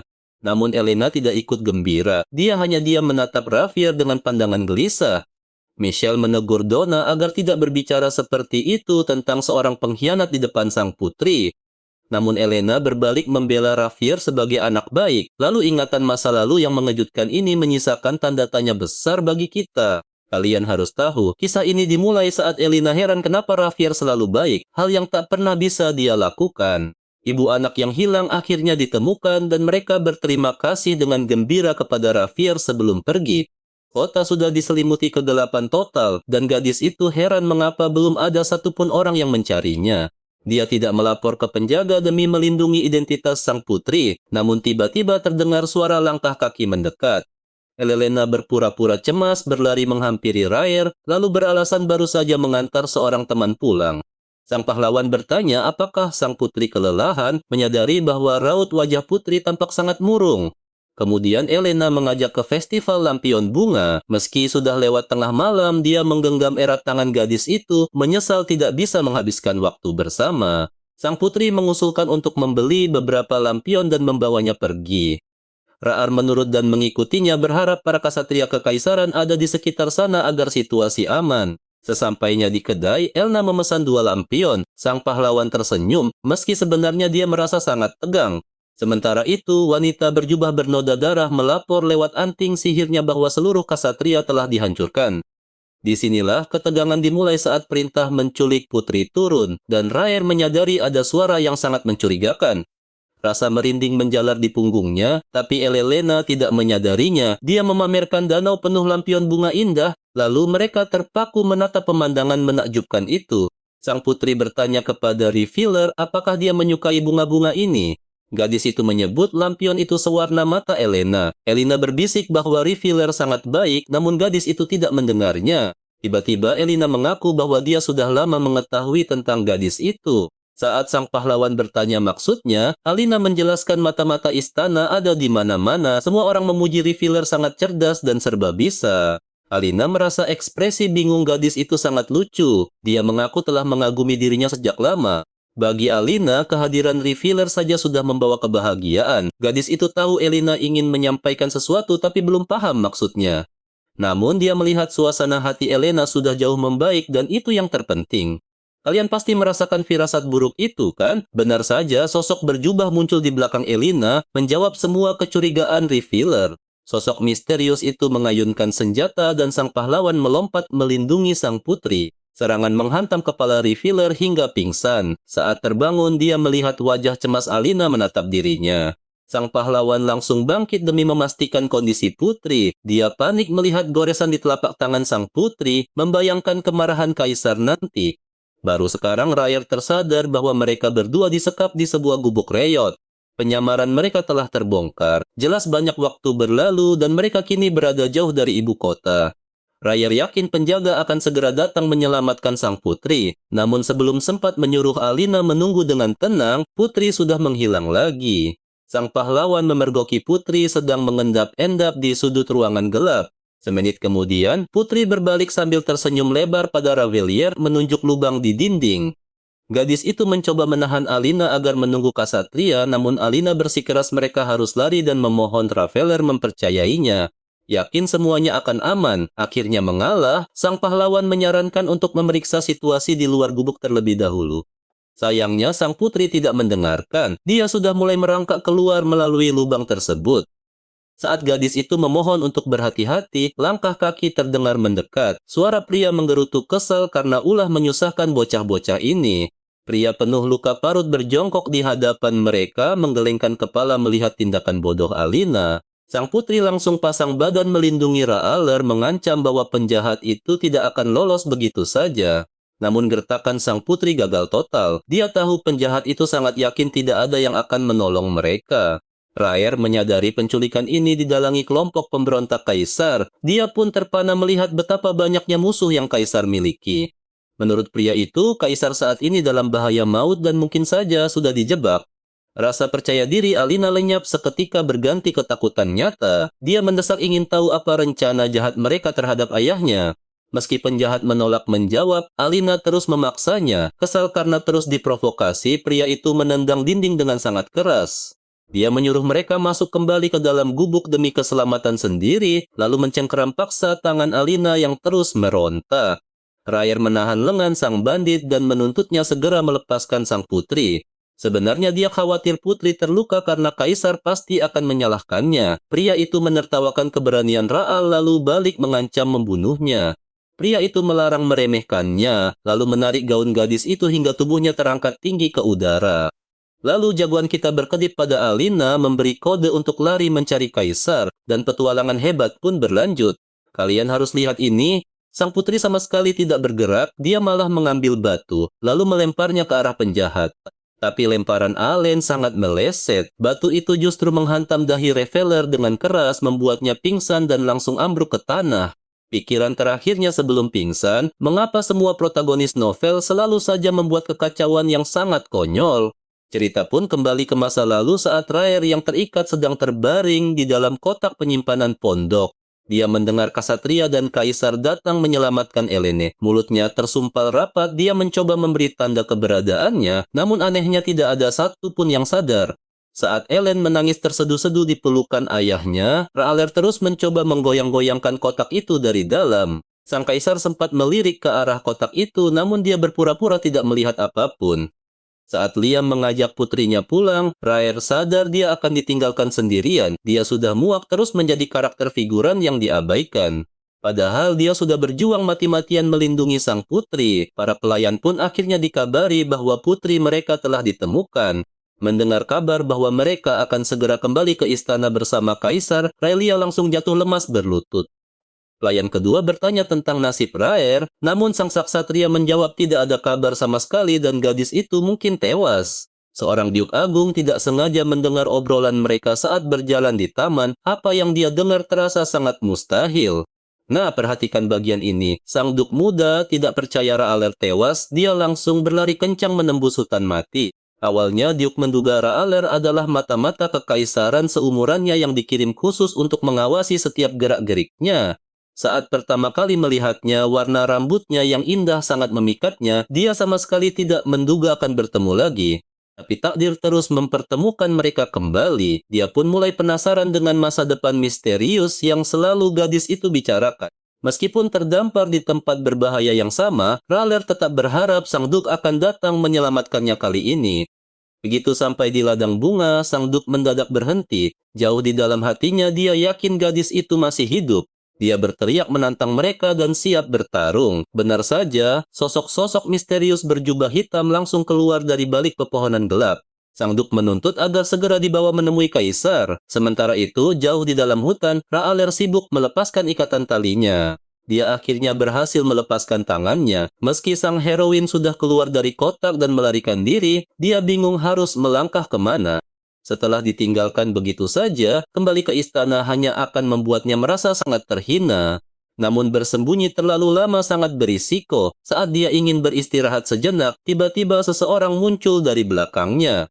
Seorang wanita pembawa panah menatap Rafael dengan penuh rasa ingin tahu karena belum pernah melihatnya di daerah ini. Para pemburu merasa cemas melihat anak kecil sendirian di sana. Di sisi lain, sang heroin merasa beruntung bisa bertemu mereka. Dia langsung berakting dengan air mata berlinang, mengaku tersesat saat sedang bermain petak umpet bersama ibunya di hutan. Orang-orang asing itu merasa iba, mereka menawarinya makan malam dan tempat tinggal sementara hingga ibunya berhasil ditemukan. Kalian pasti berpikir dia bakal aman kan? Sayangnya, Ravelier tetap waspada dan berencana mencari kesempatan untuk kabur malam nanti. Namun pertahanannya tidak bertahan lama. Kehangatan api unggun dan sepiring makanan lezat langsung membuat kewaspadaannya runtuh seketika. Raer bingung mengapa dia bisa diterima dengan begitu cepat. Dia mulai sadar bahwa pergi dari sana mungkin tidak mudah. Tiba-tiba wanita itu menyadari sesuatu yang luput dari pandangannya. Luka goresan di wajah manis gadis itu terlihat sangat mencurigakan. Dia pasti telah mengalami hal buruk. Wanita itu berjanji akan mencari obat ke desa saat fajar tiba nanti. Rival merasa tidak ada salahnya beristirahat sejenak, jadi dia pun mengucapkan terima kasih kepada mereka semua. Rasa lelah yang luar biasa mulai menyerangnya, sementara orang-orang di sekitarnya kagum melihat nafsu makannya yang besar.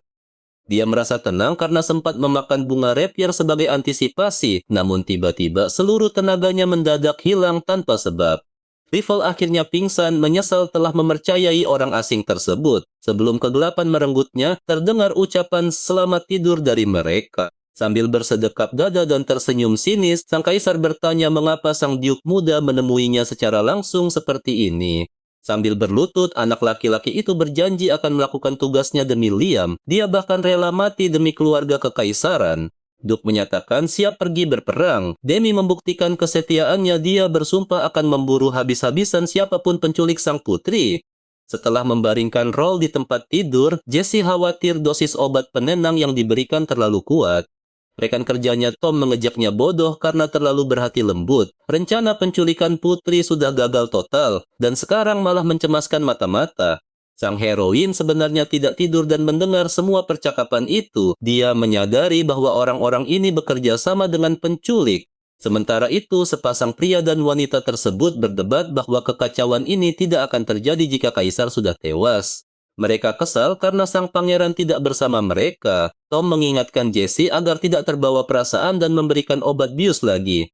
Begitu mereka pergi, Rhaegar langsung bangun. Ternyata musuh kaisar ada di mana-mana dan petualangan kita baru saja dimulai. Kalian tahu tidak kalau penculiknya pintar sedikit saja, Rhaegar mungkin mau bekerja sama. Tapi mereka cuma amatir biasa. Saat mendekati meja, Rhaegar langsung mengenali tanaman bahan obat bius tergeletak di sana. Jika bahan dasar tanaman itu sesuai dugaannya, dia pasti bisa menetralkan efek biusnya menggunakan rapier. Gadis itu merogoh sakunya untuk mengeluarkan kantong bunga, lalu menuangkannya ke telapak tangan. Sekarang dia paham kenapa dia sampai tertidur, semua kuncup bunganya ternyata sudah benar-benar layu. Kupu-kupu bercahaya tiba-tiba menerobos jendela dan mendekati Rhaegar. Rasanya dia pernah melihat makhluk ini sebelumnya. Sang pahlawan wanita tiba-tiba heran bagaimana bisa dia terbangun dari bius sekuat itu. Mungkin saja tubuhnya sudah kebal terhadap segala racun karena dia terlalu sering mencicipi makanan sebelumnya. Rhaegar langsung berbaring kembali di kasur lalu menarik selimutnya erat-erat. Dia harus memanfaatkan kesempatan ini untuk kabur secepat mungkin, tapi dia tidak berniat kembali ke istana. Dia sangat yakin tidak ada seorang pun yang sedang mencarinya. Tiba-tiba bayangan tentang sang Duk terlintas di benak, membuat air matanya mulai mengalir deras. Rhaegar sama sekali tidak tahu harus pergi kemana. Setelah 3 hari berlalu, pahlawan kita ini berhasil mengumpulkan beberapa informasi penting dari percakapan Tom dan Jesse. Misalnya, desa kecil ini ternyata dipenuhi orang-orang yang hidupnya telah dihancurkan oleh kaisar. Para ksatria pelarian perang kaisar, hingga pengrajin yang diasingkan hanya karena Elina tersandung barang jualan mereka. Banyak mantan orang dalam kaisar di sana, dan Rhaegar khawatir salah satu dari mereka mengenalinya.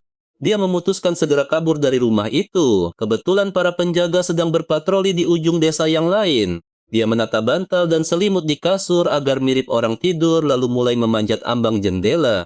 Nah, perhatikan baik-baik. Jesse tiba-tiba masuk sambil mengucek mata. Untung Rhaegar sempat melompat turun dan berharap kasurnya tidak diperiksa. Rhaegar membekap mulutnya sendiri saat mendengar langkah kaki mendekat. Tiba-tiba Jesse memanggil, menanyakan apakah dia sudah tidur. Sadar aksinya hampir ketahuan, Rhaegar langsung mengerahkan seluruh tenaganya untuk kabur dari sana. Tanpa tahu arah jalan, dia nekat berlari ke tengah hutan demi menghindari pengejarnya. Awalnya, pahlawan kita memutuskan bersembunyi. Para penjahat pembawa obor itu sudah mulai menyisir seluruh area hutan. Rhaegar mendengar mereka berbisik menuduhnya sebagai mata-mata. Karena jika bukan, obat bius dosis tinggi itu pasti sudah membuatnya tidak sadarkan diri. Saat sibuk mencari jalan keluar, sang pahlawan wanita tiba-tiba melihat kilauan cahaya akrab di sela rumput. Dia mendekat perlahan dan melihat kupu-kupu yang terbang ke kamarnya 3 hari lalu. Tepat di saat dia merasa dituntun oleh kupu-kupu tersebut, tiba-tiba Tom berhasil menemukan Rhaegar. Pria itu menyeringai licik sambil memuji kemampuan hebatnya bermain petak umpet. Tom mengayunkan obor di atas kepala Rhaegar, membuatnya spontan memejamkan mata. Namun saat membuka mata kembali, seseorang telah menusuk pengejarnya dengan sebilah pedang. Begitu Tom tumbang, Rhaegar terkejut melihat sang Duke berdiri tegak di belakangnya. Saat ditanya bagaimana dia bisa sampai di sana, sang Duke malah tersenyum lembut dan memperkenalkan nama lengkapnya sebagai Kakus Benoit Tristan. Rhaegar langsung memeluk erat sang Duke dengan air mata bahagia, sementara Kakus dengan lembut membelai pipinya. Para ksatria meringkus semua penjahat tersisa, mengikat mereka erat-erat dan memperingatkan agar jangan coba-coba kabur. Setelah situasi aman, sang pahlawan wanita duduk di sebelah Duke sambil menarik napas lega. Kalian juga pasti bisa merasakan kesedihannya saat Rhaegar bertanya, kenapa mereka repot-repot menyelamatkannya dengan mata yang bengkak. Bahkan Lord Eden dari Ordo Ksatria pertama langsung terjun mencari Rhaegar begitu mendengar kabar penculikannya tanpa ragu sedikit pun.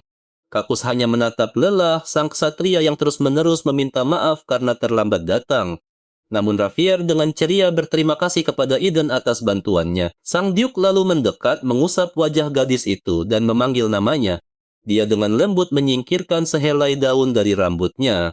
Rhaegar heran dan bertanya ada apa, tapi Kakus cemberut mengingatkan bahwa dia baru saja menyebut namanya langsung. Menyadari sang Duke cemburu, Rhaegar langsung meyakinkan bahwa Kakus adalah satu-satunya temannya.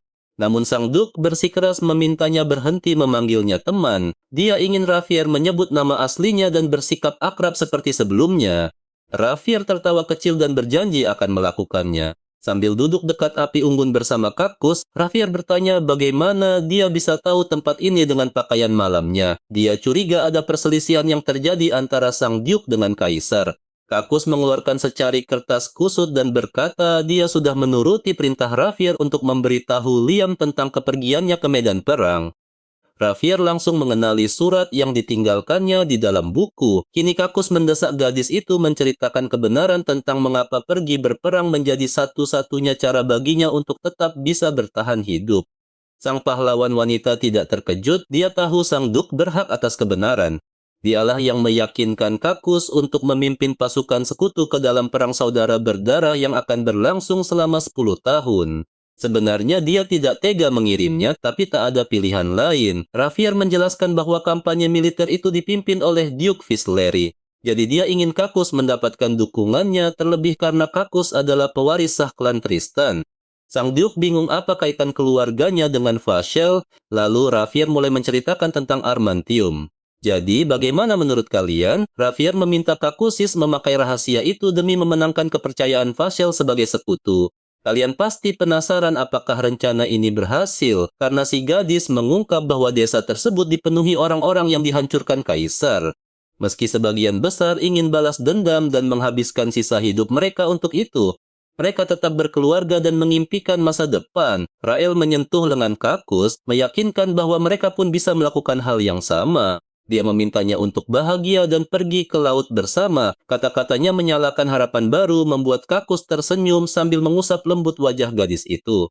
Dia mengangguk setuju. Pemuda itu bertekad melakukan apa saja demi memastikan kebahagiaan mereka di masa depan. Tidak ada lagi pelarian karena dia tak bisa terus bersembunyi. Si gadis mengubah strategi dan berencana berbaur sempurna di dalam istana. Maka keesokan harinya dia berlutut langsung di hadapan sang putri. Dengan tatapan penuh tekad, dia memohon ampun pada Elena karena gagal melindunginya meski itu adalah tugasnya. Beberapa jam sebelumnya saat di kereta kuda bersama Kakus, Rael menyampaikan keputusannya untuk mengaku telah berusaha melindungi sang putri. Dengan begitu, dia berencana memastikan orang-orang memperlakukannya secara layak. Dia percaya ini satu-satunya jalan untuk bisa bertahan hidup di istana. Setelah terdiam, Kakus menyarankannya untuk kabur saja bersamanya. Karena meski sang putri menghargai usahanya, pandangan Kaisar tidak akan pernah berubah. Terlebih lagi, Kakus sangat takut meninggalkannya sendirian setelah dia pergi ke medan perang. Perhatikan bagian ini, dia menawarkan untuk membawanya pergi kemana saja. Namun si gadis tahu, melarikan diri dari Kaisar itu mustahil. Dia berterima kasih atas kepedulian Kakus, namun bersikeras harus kembali ke istana demi keselamatan mereka berdua. Gadis itu menegaskan tidak peduli apakah usahanya diakui atau tidak, jika tidak pun dia pasti akan mencari cara lain. Dia meminta sang bangsawan tidak cemas dan mengingatkannya bahwa mereka telah sepakat menjalani hidup ini sepenuhnya. Kakus tersenyum menyadari bahwa Rael memang selalu bersemangat seperti itu. Benar-benar tidak ada alasan untuk cemas dan ini bukanlah saatnya untuk terus larut dalam keraguan. Si gadis memanggilnya ke dekat jendela untuk menikmati indahnya matahari terbit bersama. Sambil menatap pedangnya, Kakus sadar harus menjadi lebih kuat demi melindungi dirinya. Dia berpaling pada Rael dan memintanya membawa lebih banyak buku nanti. Kakus tersenyum lalu mengajak membaca bersama. Rael pun tertawa dan berjanji akan membawakan tumpukan buku yang sangat banyak. Sementara itu, Elena menerima pesan merpati pos bahwa Rael sedang dalam perjalanan kembali. Dia berlari membawa kabar gembira itu dengan air mata bahagia, bersyukur gadis itu selamat. Sang putri sebelumnya mengira telah membunuh Rael dengan batu tersebut. Darah berceceran di mana-mana, pemandangan mengerikan yang belum pernah disaksikan oleh Elena seumur hidupnya. Kalian bisa bayangkan ketakutan sang putri saat tahu Rael masih hidup. Dia sangat senang sekaligus ngeri jika rahasianya terbongkar dan semua orang menyalahkannya. Namun kecemasan itu sia-sia. Sambil berlutut, Rael menyatakan kini dia hidup sepenuhnya demi mengabdi pada sang putri. Sang putri bergegas mendekat dan mencoba membantunya berdiri, namun Rael menolaknya dengan halus. Dia terus menyalahkan diri sendiri. Sadar Rael tidak menyimpan dendam sedikit pun, air mata Elena pun mulai berlinang. Dia memintanya berhenti merendahkan diri. Tak peduli apa kata orang lain, baginya Rael adalah sang penyelamat. Sang putri meminta pelayan membawakan hadiah khusus untuk Rael. Begitu kotak dibuka, si gadis langsung terpaku karena terkejut. Sambil tersenyum, putri menyerahkan seragam baru dan menawarinya posisi pelayan pribadi. Dia bahkan sudah membujuk ayahnya agar memaafkan Rael, yang langsung disambut ucapan terima kasih.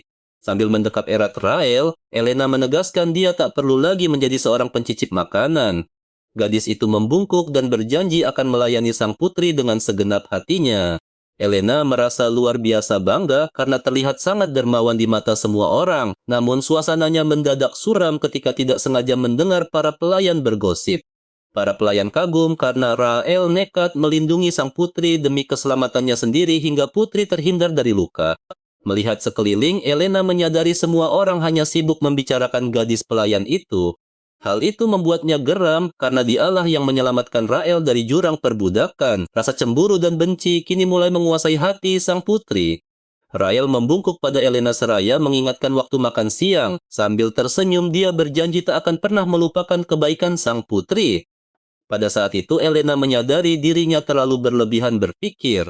Lagi pula, semua orang di kehidupan ini masih sangat memujanya. Dia menyuruh Rael pergi istirahat, sangat percaya tidak akan ada orang yang bisa merebut apa yang menjadi miliknya. Namun dia tak bisa mengabaikan perhatian besar orang-orang pada Rael, dan bagaimana wajah mereka berbinar tiap kali melihatnya. Melihat kejadian itu, Elena mulai bertanya-tanya mengapa firasat buruknya selalu saja menjadi kenyataan. Sejak si gadis berjuang sekuat tenaga demi membuktikan kesetiaannya, rutinitas harian di istana berubah total. Kini orang-orang memperlakukannya dengan sangat istimewa, bahkan dia mendapat kamar baru, disajikan hidangan terbaik, serta mengenakan gaun-gaun yang sangat indah. Reputasinya melesat tajam dan semakin banyak orang mengandalkannya. Kehadiran gadis itu kini sangat dicari-cari.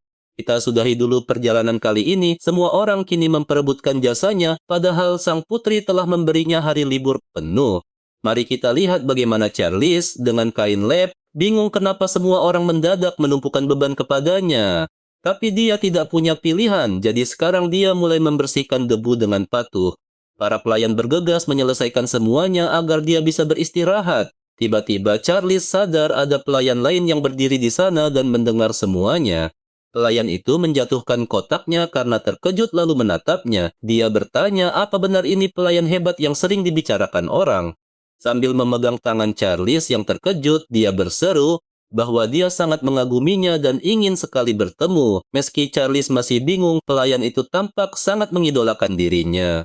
Charles pun membantu memunguti kotak yang jatuh. Di saat pelayan itu memuji kebaikannya, dia hanya ingin cepat selesai. Setelah semua beres, pelayan itu berterima kasih lagi dan mendoakan harinya berjalan menyenangkan.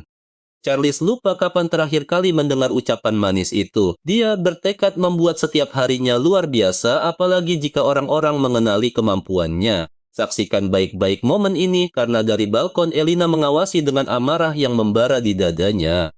Michelle dan Donna yang melihat hal itu langsung bertanya apa yang menarik perhatiannya. Sambil tersenyum tenang, Elena beralasan hanya ingin mencari udara segar, walau sinar matahari terasa jauh lebih menyengat hari ini. Libur 1 minggu Charles telah usai dan dia kembali bekerja. Meski posisinya berubah, tugas yang dia lakukan tetap sama.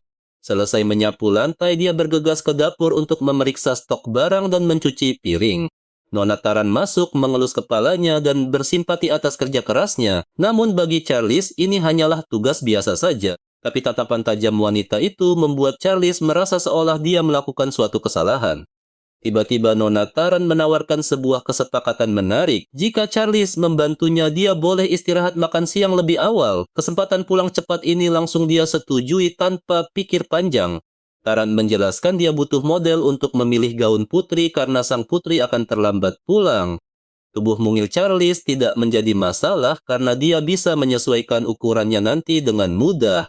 Charles mencoba memakai rambut palsunya walau merasa kurang pas. Saat dia menemui Taran, wanita itu mendadak terpaku karena terkejut. Karena wig yang dipakai Charles miring ke samping. Akhirnya wanita itu menyuruhnya duduk untuk merapikan posisinya dengan benar. Nona Taran memuji warna rambut itu sangat cocok untuknya. Apalagi warna merah muda membuatnya tampak segar dan menggemaskan. Wanita itu meminta Charles menunggu sebentar selagi dia mengambil beberapa pakaian. Charles melihat sketsa gaun di meja dan merasa pernah melihatnya. Dia terkejut saat tahu bahwa Taran menjahit sendiri gaun sang putri. Melihat gaun itu dipegang Charles, wanita itu berkata sketsa tersebut barulah rancangan kasar biasa. Kenyataannya, dia bermimpi merancang gaun putri sejak kecil dan sekarang impian itu akhirnya bisa menjadi kenyataan. Kalian pasti bisa menebaknya, Nona Taran adalah desainer pribadi dari Putri Eleanor. Dalam 10 tahun ke depan, dia akan memimpin tren mode kalangan atas dan berjanji hanya menjahit untuk sang putri sebagai rasa terima kasih atas mimpinya yang terwujud. Saat mengetahuinya, Charles merasa sangat terinspirasi. Namun sekarang, dia menyayangkan bakat sehebat itu hanya dinikmati oleh satu orang saja. Dia bertanya apakah Taran ingin membuka studionya sendiri, tapi wanita itu merasa tidak memiliki modal maupun bakat yang cukup. Charles memintanya berhenti bersikap rendah hati karena yakin orang-orang akan mengantre demi rancangan indahnya. Nona Taran berharap ucapan itu terwujud dan berjanji akan menjahitkan satu gaun spesial untuknya sebagai tanda terima kasih.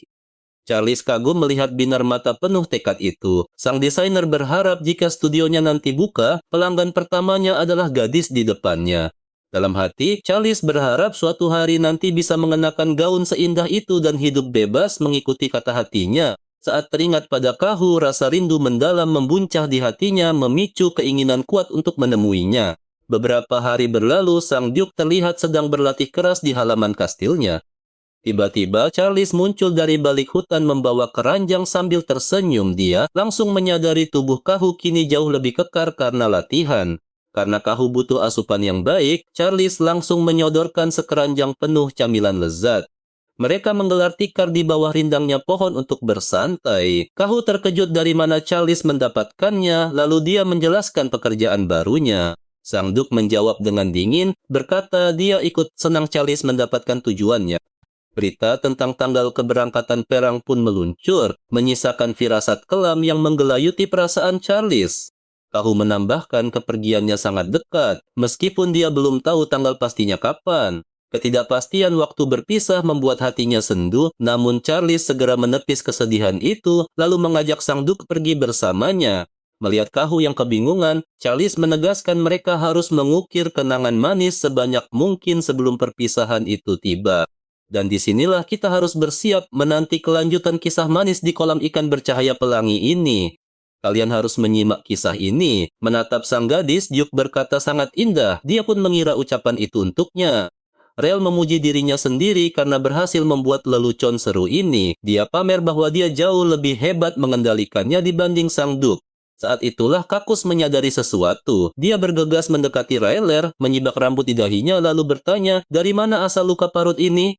Rel menjelaskan bagaimana sang putri tidak sengaja melemparinya dengan batu saat mereka diculik dulu. Namun dia tersadar itu tidak mungkin benar. Saat kabur dari peti, dahinya sama sekali tidak terasa sakit. Kakus memegang wajah gadis itu, menyesal tidak menyadarinya lebih awal dan khawatir dia menahan sakit. Rel merasa dia terlalu dekat, mendorong sang Duke mundur sambil bersikeras dia baik-baik saja, namun dia salah memperhitungkan tenaganya. Kakus langsung jatuh terpelanting ke dalam danau. Sang gadis mengulurkan tangan meminta maaf karena panik akibat jarak mereka yang terlalu dekat. Nah, perhatikan baik-baik di sini. Saat melangkah mendekat, dia melihat keanehan di punggung Kakus hingga sang Duke menceritakan segalanya. Dari kenangan masa kecil Kakus yang hangat, satu momen ini sangat membekas. Kaisar melotot liar melihat kekuatan naga yang asli sementara Duke kecil memeluk ibunya erat dengan sayap raksasa membentang di punggungnya. Kaisar benar-benar terpana. Kekuatan kuno dari kaisar pertama ternyata tersembunyi di dalam tubuh mungil Kakus yang malang. Anak itu menangis dengan air mata bercucuran, matanya penuh kebencian pada Liam. Kaisar kejam itu mengklaim bocah ini punya potensi, tidak seperti orang tuanya. Namun karena Kakus belum bisa mengendalikannya, Liam menyatakan dia sendiri yang akan mencari kegunaan bocah itu. Jadi mereka menyegel tubuh sang Duke untuk menekan kekuatan naga itu. Setelah 5 tahun diasingkan ke utara, dia baru saja kembali. Rayler tahu kekuatan ini adalah kunci untuk menguasai kekaisaran sekaligus memikat para wanita. Tapi pesona seperti ini justru menjadi mimpi buruk, bukan? Dia melangkah mendekati sang Duke dan berkata, kamu benar-benar sangat kuat. Menurut Kakus, kejadian itu 5 tahun lalu saat dia masih kecil. Tapi jika dia berhasil melewatinya, dia memang terbukti kuat. Rayler menggenggam tangannya, menempelkannya ke dahi sendiri. Kamu pasti telah melewati masa-masa yang sangat sulit demi bertahan. Selama ini, Kakus selalu mengira hidupnya hanyalah penantian menuju kematian. Namun sekarang dia sadar dia menanti untuk bertemu Rayler. Dia pun memeluknya erat. Semua itu sudah berlalu. Kakus merasa mulai hari ini penderitaannya benar-benar berakhir karena kini dia memiliki alasan kuat untuk tetap hidup. Jika dia bisa menjadi sosok yang dapat diandalkan oleh Rayler, maka dia harus segera menentukan jalan hidupnya sendiri. Kita semua tahu akhir dari jalan ini adalah kematian sosok penghancur segalanya. Kakus sangat yakin Liam akan segera mendapat pembalasan setimpal. Karena angin mulai terasa dingin, sang pemuda menyarankan Rayler untuk kembali dan dia menurut sambil berjanji akan membaca sebelum tidur. Keesokan harinya di Kastil Putri, para pelayan tidak henti-hentinya memuji keahlian luar biasa sang heroin dalam mengurus rumah. Gadis itu tersenyum malu-malu. Julia pun meminta maaf kepada gadis itu karena selama ini telah bersikap sangat jahat kepadanya. Namun Rayler merasa Julia tidak perlu meminta maaf. Dia masih ingat pelayan itu pernah menyajikan buah yang sangat lezat untuknya. Saat para pelayan sibuk bergosip, sang heroin diam-diam menyelinap keluar ruangan tanpa ada seorang pun yang menyadari. Semua orang terus memujinya hingga terkadang gadis itu merasa sangat aneh. Sambil merapikan tirai, dia bertanya-tanya apakah mereka benar-benar sudah tidak membencinya. Tiba-tiba, Rayler mendengar suara sang putri dari arah belakang dan berbalik melihatnya sedang duduk santai di meja. Ini adalah pertemuan pertama mereka secara langsung sejak gadis itu resmi mulai bekerja menjadi seorang pelayan. Sang heroin menyadari bahwa Eleliana sedang dilanda stres berat akhir-akhir ini. Rayler mendekat dan bertanya apa yang sedang dipikirkannya membuat sang putri mendesah. Dia kesulitan menulis surat dengan benar. Dia sudah sangat lama tidak menyapanya dan ingin bertanya kabar, namun semuanya terasa canggung. Begitu Rayler mengetahui surat itu ditujukan untuk seorang pria, dia langsung bisa menebak bahwa itu pasti untuk Roy. Karakter utama kita, Eleliana, sudah mulai sering mengobrol dengannya sejak dia masih seumuran ini. Sang putri memandang ke arah kejauhan menceritakan betapa fokus dan cerdasnya pria itu, serta kehebatannya dalam memainkan pedang. Rayler memberikan beberapa saran kepada Eleliana untuk merangkai kata-katanya dengan lebih baik. Sang putri berterima kasih dan meminta Rayler mengambilkan kertas baru untuk menulis. Sang heroin merasa senang karena berhasil menghibur perasaan Eleliana sedikit. Pelayan lain menyerahkan kertas pada sang putri lalu menarik Rayler menjauh dari meja kerja agar Eleliana bisa kembali berkonsentrasi. Rani memuji perkembangan kerja gadis itu yang semakin baik setiap harinya dan menyuruhnya untuk terus mempertahankan performanya. Mendengar itu, Eleliana langsung membeku hingga melupakan suratnya. Meremas amplop itu dengan kesal, dia heran apa yang membuat Rayler begitu istimewa. Membantu sang putri adalah tugas pelayan, namun entah mengapa dia dipuji hanya karena melakukan pekerjaan biasa seperti itu. Meskipun Eleliana tidak ingin berpikiran buruk, terkadang dia sangat berharap agar Rayler bisa menghilang saja dari hadapannya. Sejak pikiran itu muncul, dia merasa bersalah. Sambil bersandar di kursi, Eleliana merenungkan betapa buruknya sikap yang dia miliki. Membentak Rayler tanpa sebab lalu merajuk seharian. Sang putri ingin mengakhiri ini. Bagaimanapun, dialah penanggung jawabnya. Mari kita tunggu kelanjutannya. Kalian dan aku akan melihat saat dia mengambil vas bunga untuk meminta maaf demi membuang rasa kesalnya. Lina keluar dari kamar lalu terhenti mendengar suara pelayan menghibur Rayler dengan berkata bahwa tak ada manusia sempurna. Gadis itu menjawab dia baik-baik saja, hanya takut sang putri merasa canggung karena dirinya kurang kompeten. Seorang pelayan mengacak rambutnya, memuji Rayler anak pintar yang membuat mereka harus banyak belajar darinya. Mendengar itu, amarah Elena kembali membara karena tidak paham mengapa semua orang justru mengagumi gadis pemberontak itu. Sang putri membanting vas itu ke lantai dengan murka, membuat para pelayan langsung berbalik mendengar suara pecahannya. Mengintip dari balik pintu, mereka terkejut melihat sang putri berdiri di sana dan langsung berlari memastikan Alina tidak terluka. Air mata mengalir di pipi sang putri saat dia menyadari bahwa dia membanting vas hanya demi mendapat perhatian. Alina langsung kabur tanpa membuang waktu, berteriak bahwa dia ingin dibiarkan sendiri.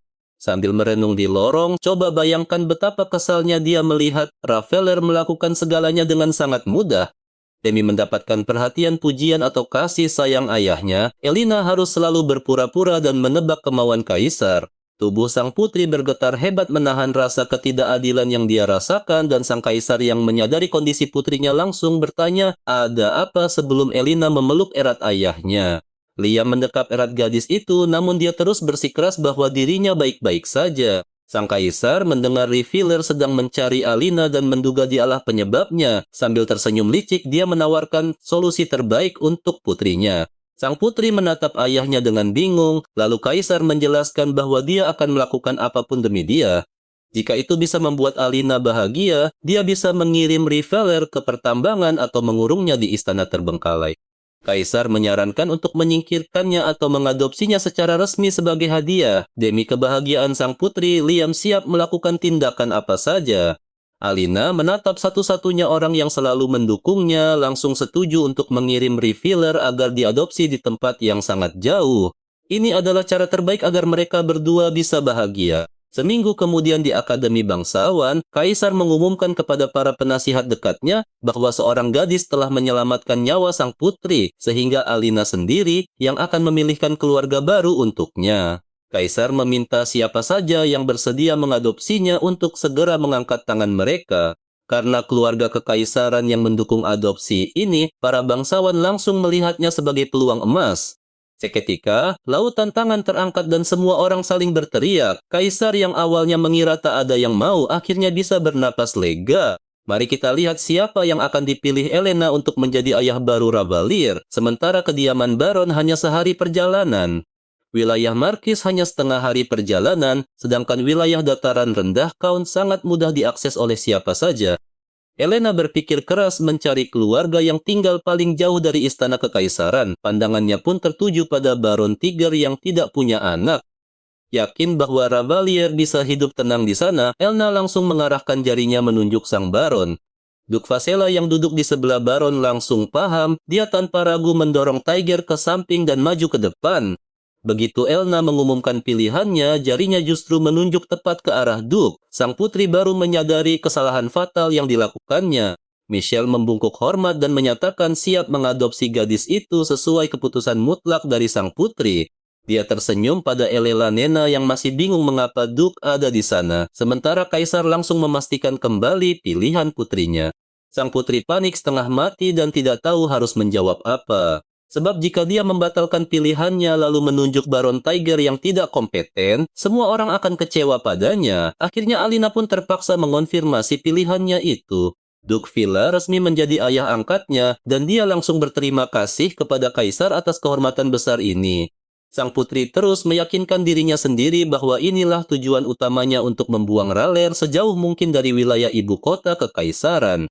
Namun Elena cemas Royan tinggal di sana. Dia berharap adopsi ini tidak mengubah apapun dan menjadi jalan terbaik bagi mereka berdua. Sementara itu, sang protagonis sedang sibuk bekerja ketika Rainiol mendadak datang membawa kabar mengejutkan. Kaisar ingin menemuinya dan pelayan itu juga mengabarkan bahwa dia telah resmi diadopsi oleh Duke Vizsla. Raler sama sekali tidak mengerti situasinya, padahal dia sudah berusaha menjauh dari kehidupan mereka tapi malah berakhir seperti ini. Apakah kesalahannya di istana begitu fatal hingga seluruh rencananya hancur berantakan? Namun Rananiel justru terlihat sangat bersemangat. Ini kabar luar biasa karena dia butuh keluarga. Dia menyuruh Ra'aler segera berkemas karena Duke ingin dia pergi hari ini juga. Ra'aler tidak percaya bahwa dia akan dikirim ke keluarga bermasalah di mana sang anak sedang merencanakan pembunuhan ayahnya sendiri. Dan ya, kalian pasti ikut kesal melihatnya harus memulai semuanya dari nol lagi tepat saat posisinya mulai aman. Ra'aler melangkah masuk ke ruang tahta di mana Kaisar telah menunggunya. Sang Kaisar menegaskan bahwa dia sama sekali tidak mempercayainya meskipun gadis itu bersumpah setia. Sadar bahwa dia tidak boleh terlihat lemah, sang pahlawan wanita pun memohon. Tunjukkan cara mendapatkan kepercayaanmu, pintanya. Mari kita lihat keberanian gadis ini sebelum Kaisar menjentikan jarinya. Hanya ada satu cara untuk memenangkan kepercayaannya. Asisten Kaisar membuka sebuah peti dan sang pahlawan melihat botol-botol ramuan misterius di dalamnya. Kaisar memberinya dua pilihan sulit, mengorbankan nyawanya sendiri atau melaporkan setiap detail tentang laboratorium penyihir kepadanya. Jika dia sanggup, sang pembongkar rahasia harus meminum racun ini meski penawar di peti itu tidak akan menyembuhkannya secara total. Sang pahlawan tersadar bahwa Liam berencana untuk terus mengendalikannya seperti hewan peliharaan sampai ajal menjemput. Kini dia menyesal telah menceritakan tentang penyihir itu kepada sang adipati. Dengan mantap dia bangkit mengambil botol racun lalu meminumnya. Tenggorokannya tercekat dan napasnya mulai sesak. Perhatikan baik-baik saat dia meraih botol kedua berisi penawar lalu langsung meneguknya. Liam memperingatkannya untuk terus waspada jika tidak ingin lenyap, karena dia bukan satu-satunya mata-mata di kediaman sang adipati. Sambil berlutut, dia bersumpah kepada kaisar tidak akan melupakan ini. Dalam hati dia berharap bisa membalas dendam suatu hari nanti. Beberapa jam kemudian, Rayer bersiap meninggalkan kastel dengan perut yang sangat sakit. Dia sempat berpamitan kepada para pelayan kastel saat barang-barangnya mulai dimasukkan ke dalam kereta kuda. Namun pergi begitu saja terasa salah, seolah-olah dia hanya pasrah hanyut terbawa oleh arus takdir. Meski tanpa rencana, dia tidak bisa pergi begitu saja. Dia menatap para pengikut adipati dan sang adipati sendiri yang menunggu di dekat kereta. Pelayan pribadi bersiap mengawal Raveler, tetapi dia meminta waktu sebentar. Gadis itu lalu berjalan mendekati villa untuk menyapa dirinya. Pertama, dia berterima kasih karena telah diterima di keluarganya. Lalu, Rayer memberanikan diri meminta waktu beberapa menit sebelum dia benar-benar pergi. Dia tahu tidak akan ada kesempatan lain, dan ada satu teman penting yang harus dia temui untuk berpamitan. Sang gadis membungkuk meminta belas kasihan, namun Felibar memotongnya dengan berkata bahwa dia tidak perlu memohon seperti itu. Rayer adalah putriku sekarang. Lalu dia menambahkan jika yang dimaksud adalah sang adipati muda, dia sudah pergi. Kalian pasti bisa membayangkan keterkejutannya saat Vikkel mengulangi bahwa anak laki-laki itu sudah pergi menjalankan misi hari ini. Rivaler menyadari Kakus telah berbohong tentang tanggal keberangkatannya. Gadis itu pun langsung berbalik dan berlari kencang membuat para pengawal adipati mengejarnya. Visela Berry hanya menatap kepergiannya dalam diam, sementara ingatan tentang kejadian tadi malam kembali membayanginya. Anak itu mendekatinya dari belakang tanpa suara, namun sang adipati langsung mengenalinya dari mata merahnya yang sangat khas. Tanpa perlu basa-basi, Kalaka langsung bicara pada intinya demi menghemat waktu. Besok kita akan menyatakan perang terhadap negara sekutu. Lalu anak itu memberikan penawaran mengejutkan. Selamatkan aku dan imbalannya adalah perak adamantium yang sudah lama dicuri sang adipati. Saat ditanya dari mana dia tahu, Kakus hanya mengedikkan bahu. Itu tidak penting, yang jelas dia bisa membantu. Ditambah lagi, dia adalah pewaris kekaisaran asli dari garis keturunan yang selama ini diburu oleh Vela Berry. Menyombongkan darah bangsawan di depan sosok yang dijuluki anjing pemburu kaisar adalah tindakan yang sangat nekat. Namun tekad anak ini untuk bertahan hidup sangat kuat, mirip sekali seperti gadis itu. Vela pun bergumam bahwa Felicity memang punya kebiasaan buruk suka ikut campur urusan orang lain. Dia berkata kaisar bahkan tidak bisa mengabaikan orang seperti mereka sebelum Kakus akhirnya berbalik pergi. Mengaku tidak paham, sang adipati merapikan mansetnya lalu memberitahu bahwa karavan pasokan militer tiba setiap 3 hari pukul 5 pagi. He hands Kakus his cufflink, telling him to present it to the caravan. Jika dia bisa bertahan sampai saat itu, dia akan selamat. Kakus bertanya apakah bantuan ini karena pertemanannya dengan sang pembongkar rahasia. Sang adipati membenarkan hal itu sambil mengusap kepala Kakus. Dia hanya tidak habis pikir mengapa anak-anak harus menanggung beban ini. Dia merasa hanya melakukan tugasnya sebagai orang dewasa, walau Kakus tahu tindakan ini adalah pengkhianatan nyata terhadap kaisar. Keesokan paginya, sang adipati muda diberitahu bahwa sudah waktunya berangkat saat dia sedang duduk di makam orang tuanya. Kakus langsung bangkit dan bersiap pergi. Dia meletakkan seikat kecil bunga rapier di atas makam sebelum melangkah pergi. Dia sadar tidak bisa sepenuhnya mempercayai ucapan sang adipati karena kata-kata manis sangat mudah diucapkan oleh siapa saja. Sebelum melangkah jauh, sebuah suara familiar memanggil namanya dari belakang. Sang pembongkar rahasia berlari terengah-engah lalu mulai berteriak padanya. Gadis itu menamparnya keras dan memakinya bodoh. Dia sangat marah karena anak itu pergi tanpa pamit, padahal mereka bukan orang asing. Sambil menangis, dia menegaskan rela datang hanya untuk berpamitan meski sudah diadopsi. Kakus mengaku tidak tahu cara mengucapkannya secara langsung. Sebagai gantinya, dia mengirim surat ke istana. Gadis itu menerimanya, namun dia heran mengapa anak itu tega menulis pesan sekaku itu. Sembari mengembalikan surat itu, dia menegaskan bahwa dirinya masih belum memaafkan tindakan anak laki-laki tersebut. Jadi dia harus kembali dalam keadaan hidup-hidup jika ingin menepati janji yang pernah dibuatnya. Kakus memandangi surat tulisan tangannya sendiri yang berisi ajakan untuk melihat laut bersama saat dia kembali nanti. Di bawahnya, gadis itu mencoret bahwa dia sangat membencinya. Percayalah, kalian dan aku pasti tersentuh melihat mereka berpelukan erat setelah saling memaafkan dan berjanji untuk bertemu kembali. Yuk ikuti kisah sang heroin yang kini menuju kediaman ibu kota Adipati Fashel setelah berpesta dengan Kakus. Dia tidak pernah menyangka perpisahan ini datang begitu cepat. Dia yakin Kakus akan baik-baik saja, tapi kekhawatiran itu tetap ada. Kereta kuda itu akhirnya berhenti tepat di depan kediaman sang adipati. Saat melangkah keluar, dia bertanya-tanya akan seperti apa hidupnya setelah resmi diadopsi oleh keluarga karakter utama ini. Dia sangat takut jika harus menderita lagi seperti saat di istana dulu. Dia sudah lelah berjuang, tapi para pelayan justru menyambutnya dengan sangat ramah. Mereka semua langsung menyapa Roll, menawarkan bantuan hangat, makanan enak, dan tempat istirahat setelah perjalanan jauh. Sang heroin tidak percaya mereka menyambutnya sebahagia ini. Sambil duduk di ranjang, dia memperhatikan para pelayan merapikan semua barang bawaannya. Sejujurnya, dia bahkan sudah lupa bagaimana rasanya menjadi seorang anak-anak biasa. Pelayan itu mendadak bertanya apakah suasananya terlalu bising, membuat Roll bingung. Dia lalu menjelaskan bahwa kabar adopsi ini datang mendadak sehingga persiapan mereka sangat minim. Dari ucapannya, tampaknya segala hal di Vela Berry berjalan sangat ketat. Nah, perhatikan bagian ini. Para pelayan yang biasanya hanya melihat ketegasan majikannya kini dibuat kagum oleh keimutan nona manis ini. Menyadari dirinya belum memperkenalkan diri, pelayan itu segera angkat bicara. Namanya adalah Charlotte, dan dia akan menjadi pelayan pribadi Roll. Terkesan dengan energinya yang ceria, Roll menjawab senang bertemu dengannya dan berharap mereka bisa berteman baik. Setelah menyuruh asistennya keluar ruangan, Charlotte membiarkan Roll beristirahat dan berjanji akan menemuinya lagi besok pagi. Setelah mereka pergi, rasa cemas sang heroin perlahan memudar. Jelas sekali dia tidak perlu hidup dalam ketakutan lagi di sini. Melihat tumpukan kotak itu, dia merasa tidak pernah memiliki barang sebanyak ini. Tiba-tiba sebuah peti kecil menarik perhatiannya. Dia merasa tidak asing dengan peti itu. Ral seketika membeku karena sangat terkejut saat membuka kotak misterius tersebut. Di dalamnya terdapat obat penawar, bukti nyata ancaman licik dari sang kaisar. Ya, itu berarti Liam selalu mengawasinya dari jauh. Beruntung dia sempat menemui Kakus sebelumnya. Untung sekarang dia membawa sekantong bunga Rapunzel. Tanpa ragu, sang heroin langsung meminum habis isi botol penawar racun itu. Meski memiliki bunga itu, Roll berencana tetap meminum obat penawar tersebut untuk sekarang. Kalian pasti tahu kan apa artinya? Kalau dia sembuh terlalu cepat, Liam akan curiga. Jadi dia harus memutar otak lagi.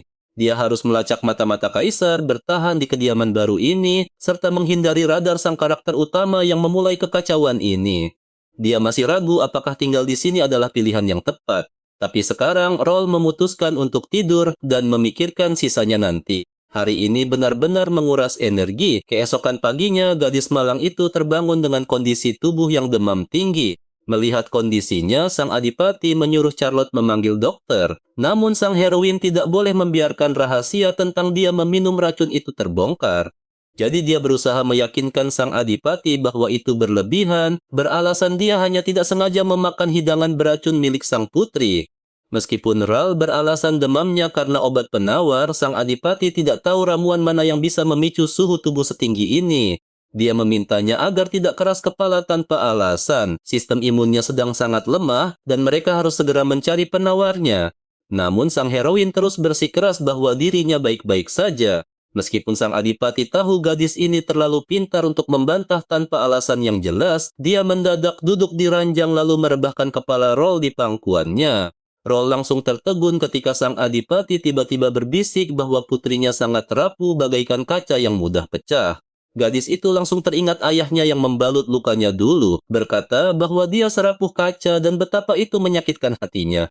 Dengan lembut sang adipati menutup mata Roll dengan tangannya menyuruhnya beristirahat. Sementara itu sang tuan muda sedang giat berlatih di arena Akademi Pedang.